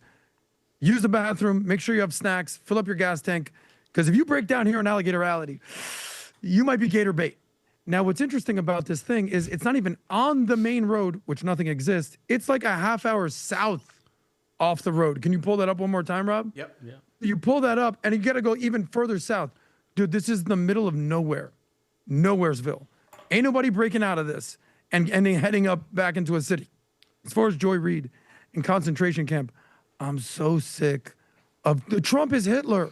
It's Nazi Germany. Guys, a concentration camp was when innocent people were rounded up and starved, forced to work to death. And then there was that whole oven burning thing that the smell of human flesh basically surrounded all of Germany and Poland for years to come. The comparison for illegal immigrants being housed in Alligator Alcatraz is such a disservice to any concentration camps that's ever existed, including whether it was the gulags in Russia or even in Ukraine. Anything that happened there is such a disservice, and it's such a just foolish notion that immigrants who are being housed in this Gitmo-like location are in concentration camps. Don't believe the woke left when they tell you crap like this. Vinny. I love it. The fact that we have a facility surrounded by alligators. How many conversations do you think are going to happen, Tom, of guys of whatever country they're going to try to come here from, Mexico, El Salvador, Venezuela, going, mira, they have the alligator. No, they're not going to. Bro, I'm not coming. Swim. Yeah, I can't swim, and I don't like the gators. Tú sabes. By the way, it's a deterrent, number one, okay? And here's the thing. Damned if you do, damned if you don't. If we send them to El Salvador and let their president take care of them, it's wrong. If we keep them here, but we keep them from escaping, it's wrong. And by the way, we can't blame Joy Reid, guys. I mean, like, look where she came from. Her job, CNN, was it CNN or MSNBC? MSNBC. Just fear porn and everything, and just right back, just scaring everybody. She can't help herself. Now she's in a basement doing Substack that nobody's watching with another angry black woman, as if she's not a multi crazy millionaire. It's like just walk into the sunset, just like Brian Stelter and all these people that all got fired because they suck. Your network sucked, okay? And people are just tired of that shit. And I love it. Anytime, guys, you hear, I'm starting a Substack, like Jim Acosta and all these people, it's over, okay? I love it. I love what Ron DeSantis is doing. I actually love that they're cool. By the way, he loves Trump, Tom. If you watched him, body language and everything as Trump is talking, he is so excited, which goes back to me to say that he never really wanted to run for president in the first place. And look at the height, bro. If he's at Alligator Alley, he's wearing some alligator boots right there. Look what the other guy's looking at, though. Yeah. You know exactly what he's looking at. Christy Nome. By the way, can we give her a shout out? Look how they're just hot women around Trump all the time, bro. Shout out, kudos, Christy Nome.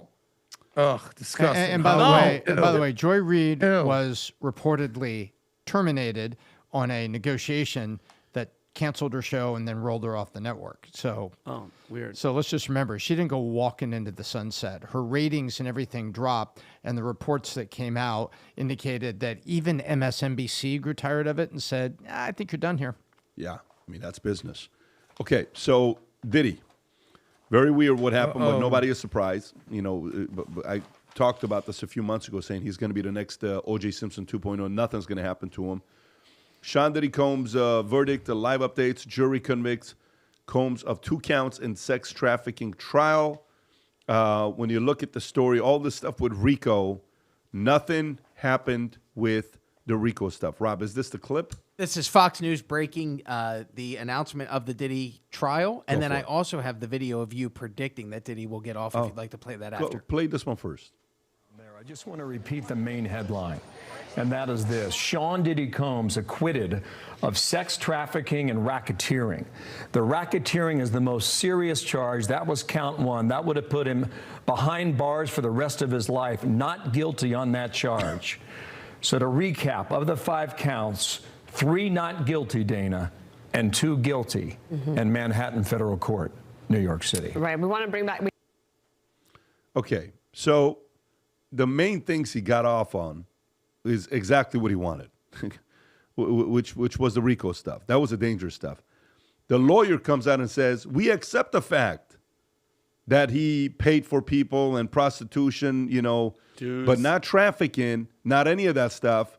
And because of that, they say the lawyers on the other end totally royally screwed up. Rob, if you got that clip, this is us from the podcast. I don't know what the timeline was. It was definitely a few months ago. I can tell you, this was May 15th, so almost 2 full months ago. Okay, I played the clip.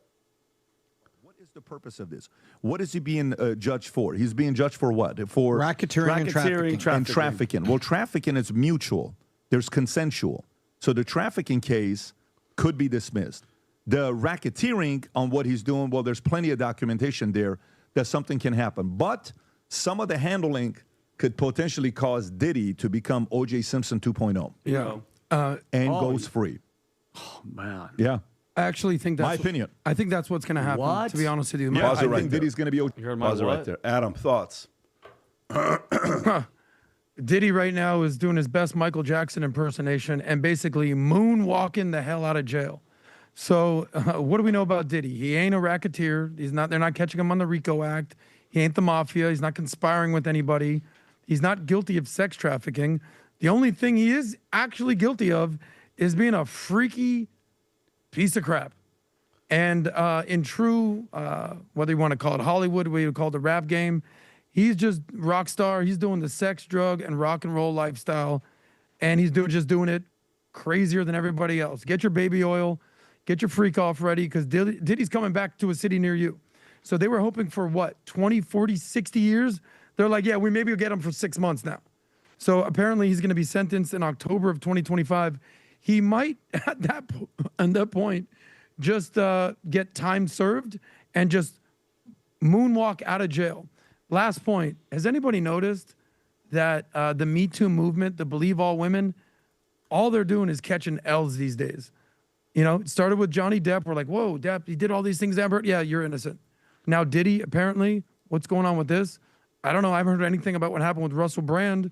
Seemed to be like sort of fake news. Andrew Tate, I don't know. They're slowly, surely just letting him out of jail. All of a sudden, Candace is interviewing Harvey Weinstein. She believes he's innocent. I don't know. This Me Too movement might have gone too far, and this is sort of the pendulum swinging back the other way. That, yeah, they might do some wild, foul stuff, but that doesn't mean they're completely guilty of everything. The trial by media, the trial by social media, everyone thinks someone's guilty until they're actually proven innocent. It should be the other way around.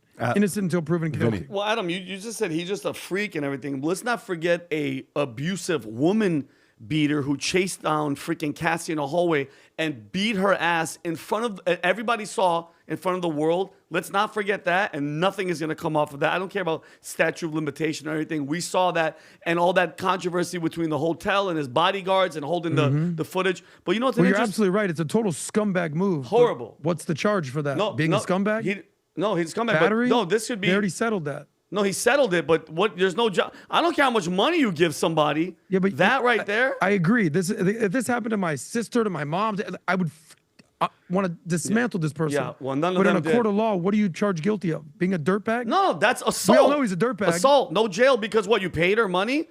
No. If that you was, assault that was almost 10 years ago. Adam, I don't get. Can you cut, Rob? Because I hear the volume playing in my ear. I hear the volume. No, hold on. Assault. Period. You have to pay the assault, brother. That's assault. What I'm saying is, I don't care if it's 30 years, 40 years. If it's on camera, you have to pay the price for it. But another thing that people aren't talking about. You don't think they showed that in court, though? No, they did, and nothing happened. Everyone saw that. Everybody saw it in court. Anyway, my point is. My point is, what are the charges for that? He didn't get any charges. No assault. No nothing. Because I'm not saying convicted. What's the charge of that? Being a scumbag? No. Yeah, everyone knows he did that. Adam, that's an abuse. Adam, if you did that on camera and somebody showed it to a cop, you're gonna get arrested and then you're gonna get charged for assault. He didn't get a charge for assault. There's no charges for assault. Period. He got charged for drugs or whatever the hell it was, prostitution. They settled that out of court. Oh yeah. Are you ready? Are you ready for this? Like $20 million. Adam, Again, you're missing the point. If you punch me in the face. I don't think that there should be okay, pay me the money, but you should still get in trouble for assault. You committed a crime on camera. Period. Second point, Maureen Comey, she's the prosecutor of this case. She's the same prosecutor, weird, that handled the Epstein and Ghislaine Maxwell cases without naming a single sex trafficker, okay? And she just tanked this case as well. Is that incompetence? Some people would say it's protection. That last name looks very familiar. Weird. Yeah, it's that same guy. Is her dad in law enforcement? What Comey is that? Tom, you guys know a guy named James Comey who recently made headlines because he put 8647. He found a formation of rocks to sell his shitty book that nobody bought. Sorry for my language. She's the daughter of James Comey. And every time a case gets close to exposing intelligence like ties or elite networks, it magically falls apart. Am I the only one connecting these dots? And also, she's connected to the suppression of the 14 terabytes of that child abuse evidence. So what? Every time this happens, guys, every time something like this, of this magnitude happens, there's always a web and it always hits either a Comey, an FBI, a Hillary Clinton, an Epstein. It's always connected and these people always walked. It's just PBD, weird. Can I ask you a question, PBD? Because I'm going to go back to your prediction. Obviously, you've done a lot of stuff with the mafia, the RICO case. What was it that you saw instinctually that you thought that he was actually going to get off?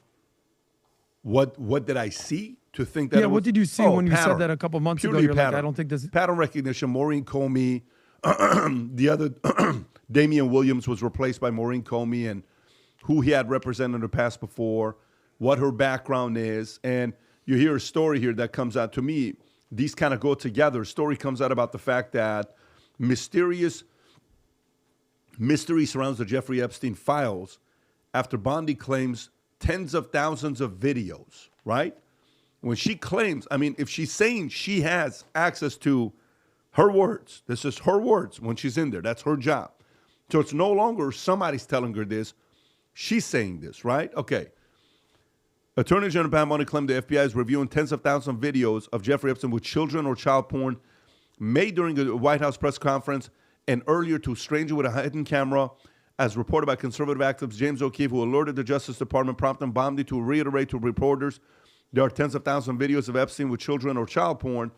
The AP found no reference to such videos in hundreds of review documents from the Epstein and Ghislaine Maxwell criminal case, with Maxwell's lawyer, Jeffrey Pagluica, stating, "We were never provided with any of those materials. I suspect if they ever existed, we would have seen them, and I've never seen them." So I have no idea what she's talking about. The Trump administration's promise to release the Epstein file has faced criticism. This is the key. The way I process this is the following. So you claim you have tens of thousands of hours. Oh, Rob, can you play that clip with Bondi? You claim you have these videos, okay, of child porn. This is Pam Bondi, okay? This is not us saying this. This is Pam Bondi saying this on all the videos, okay? Watch this one here. This is right after O'Keefe. Go ahead.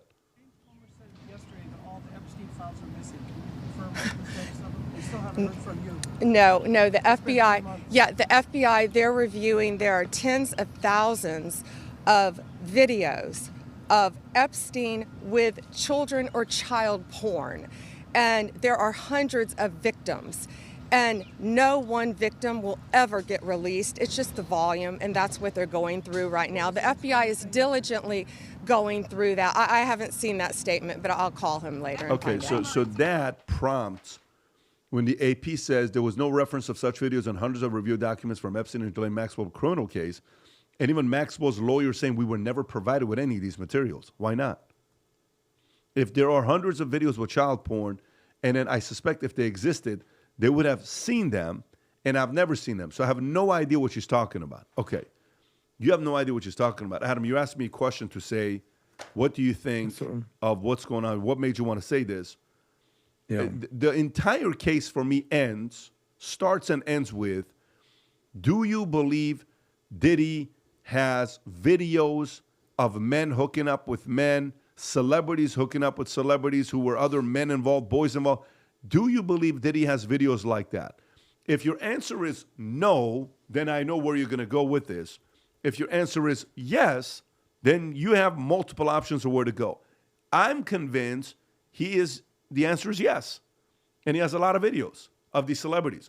And if the answer is yes, guess what I believe happens? Those people who are powerful people who produce billions of dollars of revenue and commissions to people in Hollywood and different industries have access to a lot of powerful people. They're going to do whatever they can to make sure these things don't make it out to the public. And then that's where we are today. That's it. It's that simple. It's actually not that complicated for me. It's very simple for me. Why did Epstein's videos not make it out to the public? You have a choice. Do you believe Epstein did what he did with underage girls and bring in celebrities and powerful political figures and billionaires in there, where a guy that paid him $170 million in consulting fees for tax advice? You know who I'm talking about, right? Leon Black, I believe. Yeah, Leon Black and all these guys. Wait, these guys paid you that kind of money? Yes. So you don't think anything happened? I believe something happened. Then why would Maureen Comey be involved in that, and Damian Williams? Why would they be involved in these things? Well, maybe they're protecting somebody. Who knows? And so it's that simple. It's not complicated. And Pat, she was, don't forget, guys, Pam Bondi was Florida's attorney general from 2011 to 2019. All the stuff with Epstein happened prior to her being named, but she had full authority because the victims were asking for it to go after Epstein, but she never did. Despite all the pressure from the public, she actually defended his 2008 sweetheart deal and refused to reopen the case. So again, these aren't crazy dots where people are like, whoa, you're making all these crazy claims and accusations. No, it's everybody involved. It seems to me, Vincent Oshana's opinion, that every time something like this happens, when it comes to children and sex and all this rape and all this stuff, it's always the same freaking actors always involved. And the kids are always the one that's going to be the victims. And it's absolutely freaking ridiculous. You say, you get caught talking in a restaurant about tens of thousands of hours of the footage. Then you go out on the White House lawn and you Forced to go out on the lawn. Thank you, Tom. You have to go make a statement. And now, come to find out, what, are you lying? Are you and again, they have everybody running around in all these circles, and it always comes down to this, Tommy. The freaking victims, zero. I don't want to know the names. I don't care, especially when Cash Patel was like, I'm not going to do that. We're not going to put them through that. I don't want to know one person's name. Okay, I want one person to go to freaking jail. One. I don't give a damn who it is. I want that famous person that was on that plane, that was at Epstein Island doing this thing. I don't even want to see that footage. You just tell me what you guys saw and we'll believe you. Well, yeah, we're Cash Patel. Quiet. Who's the other guy? Dan Bongino. Quiet. Guys, come on, man. Come on. Do justice for one freaking child. One child that was there, underage. Do your Vinny, job. a lot of times on big cases like this, it all hides in plain sight. Now we look back and we can see Oswald didn't act alone. There were multiple shooters. You can even go to the National Historic tour that you can do of the book depository. Listen on your headphones, and they tell you you're hearing what's called rapport, which means echo of a gunshot. The report that you're hearing multiple shooters. They even say so. They don't say who. But it's like, oh, okay, it was multiple shooters and Oswald didn't act alone. And a lot of the stuff just hides in plain sight. Here's what was in plain sight for me. Number one, Diddy's plane was on the move when they were searching his house. Yep. And it went all the way to a non-jurisdiction, right? It left U.S. airspace after stopping Opalaka. Second, so that's a fact. We tracked the plane. That is a fact. Second fact, he gets on the phone with his sons and he's talking about them to remember to get the pizza boxes. Weird. Anybody in IT will tell you pizza box is a nickname for the flat servers that go into racks, and they're big, square, and flat. They slide in, and they're about the size of a pizza box. They're called pizza boxes. He's not telling them to clean up after a party. I believe, and many other people believe, he was telling them to go get servers. It says, or what those contain. It says, then Ann Coulter said, and she talks to a lot of people, not that she's a big informant here, but she said something. She said, I think it goes along like this. And Ann, if you're listening, I'm not trying to misquote you. It was food for thought.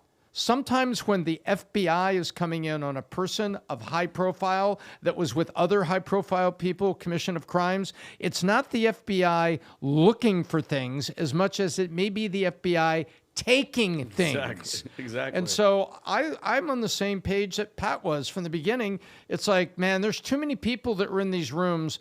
How is Diddy going to die alone? The answer is he ain't. And so now it comes down to this, and the defense I thought was very, very good. You may see a violent person. You may see probably statute of limitations left on the hotel thing. That's why there wasn't a charge. You may see and hear testimony that says, he conducts his sexual life a lot different than mainstream America does. Yeah, that's true. However, it says he didn't do this. It's a very simple defense in the mind of a juror to say, yes, he did. Yes, he did. Admission kind of leans. And then a poorly played case, just like the OJ case was poorly played. And this is where you end up. But I think this was hiding in plain sight from the beginning. Get the pizza boxes and the planes on the move. And the answer is carrying what? I think it was carrying a lot of stuff that was basically the dead man insurance policies that Diddy had on everybody else. I think 60% of people believe that. And 60? I think most people believe that there was stuff on it. Of course. Most people believe there was stuff on it. What happens with that? Who knows? Anyways, gang, we're at the end of the podcast. I do want to remind you guys, for those of you guys that are competing for that Manette contest, it was an explosive month of June when it comes down to Manette, and there will be 2 reveals made to you guys at the Manette contest when we go to Casa D'Angelo and we go to the cigar lounge. And I can't tell you what those 2 things are, but it's going to be you're going to be sitting there saying, you got to be kidding me, they're doing this. So here's the different leaders so far who are competing for Manette. Whether you're a new expert, existing expert, or a user, you're competing to be invited to this. Rob, if you can go a little bit lower for us to look at each category. So we have lightweight at the top for this month. It's Dennis Salguero. Then we have Giancarlo. Oh, wow, good for you, Giancarlo. Then we have Taylor DeGrantor Place, Don Roan, Tariq, Julio, Rioni, and a few other people. We got a Paul Williams there as well. Brooks and Aline, I see you. Okay, go to the middleweight, Rob, if you can see that. For Manek, we have Dean Mason at the top. Brad Lee. DJ Shipley, Navy SEAL Team 10. Nice. Roman Sharf, one of the best guys in the watch game. Parsa and a few other guys you see there. Then go to the next category for heavyweight.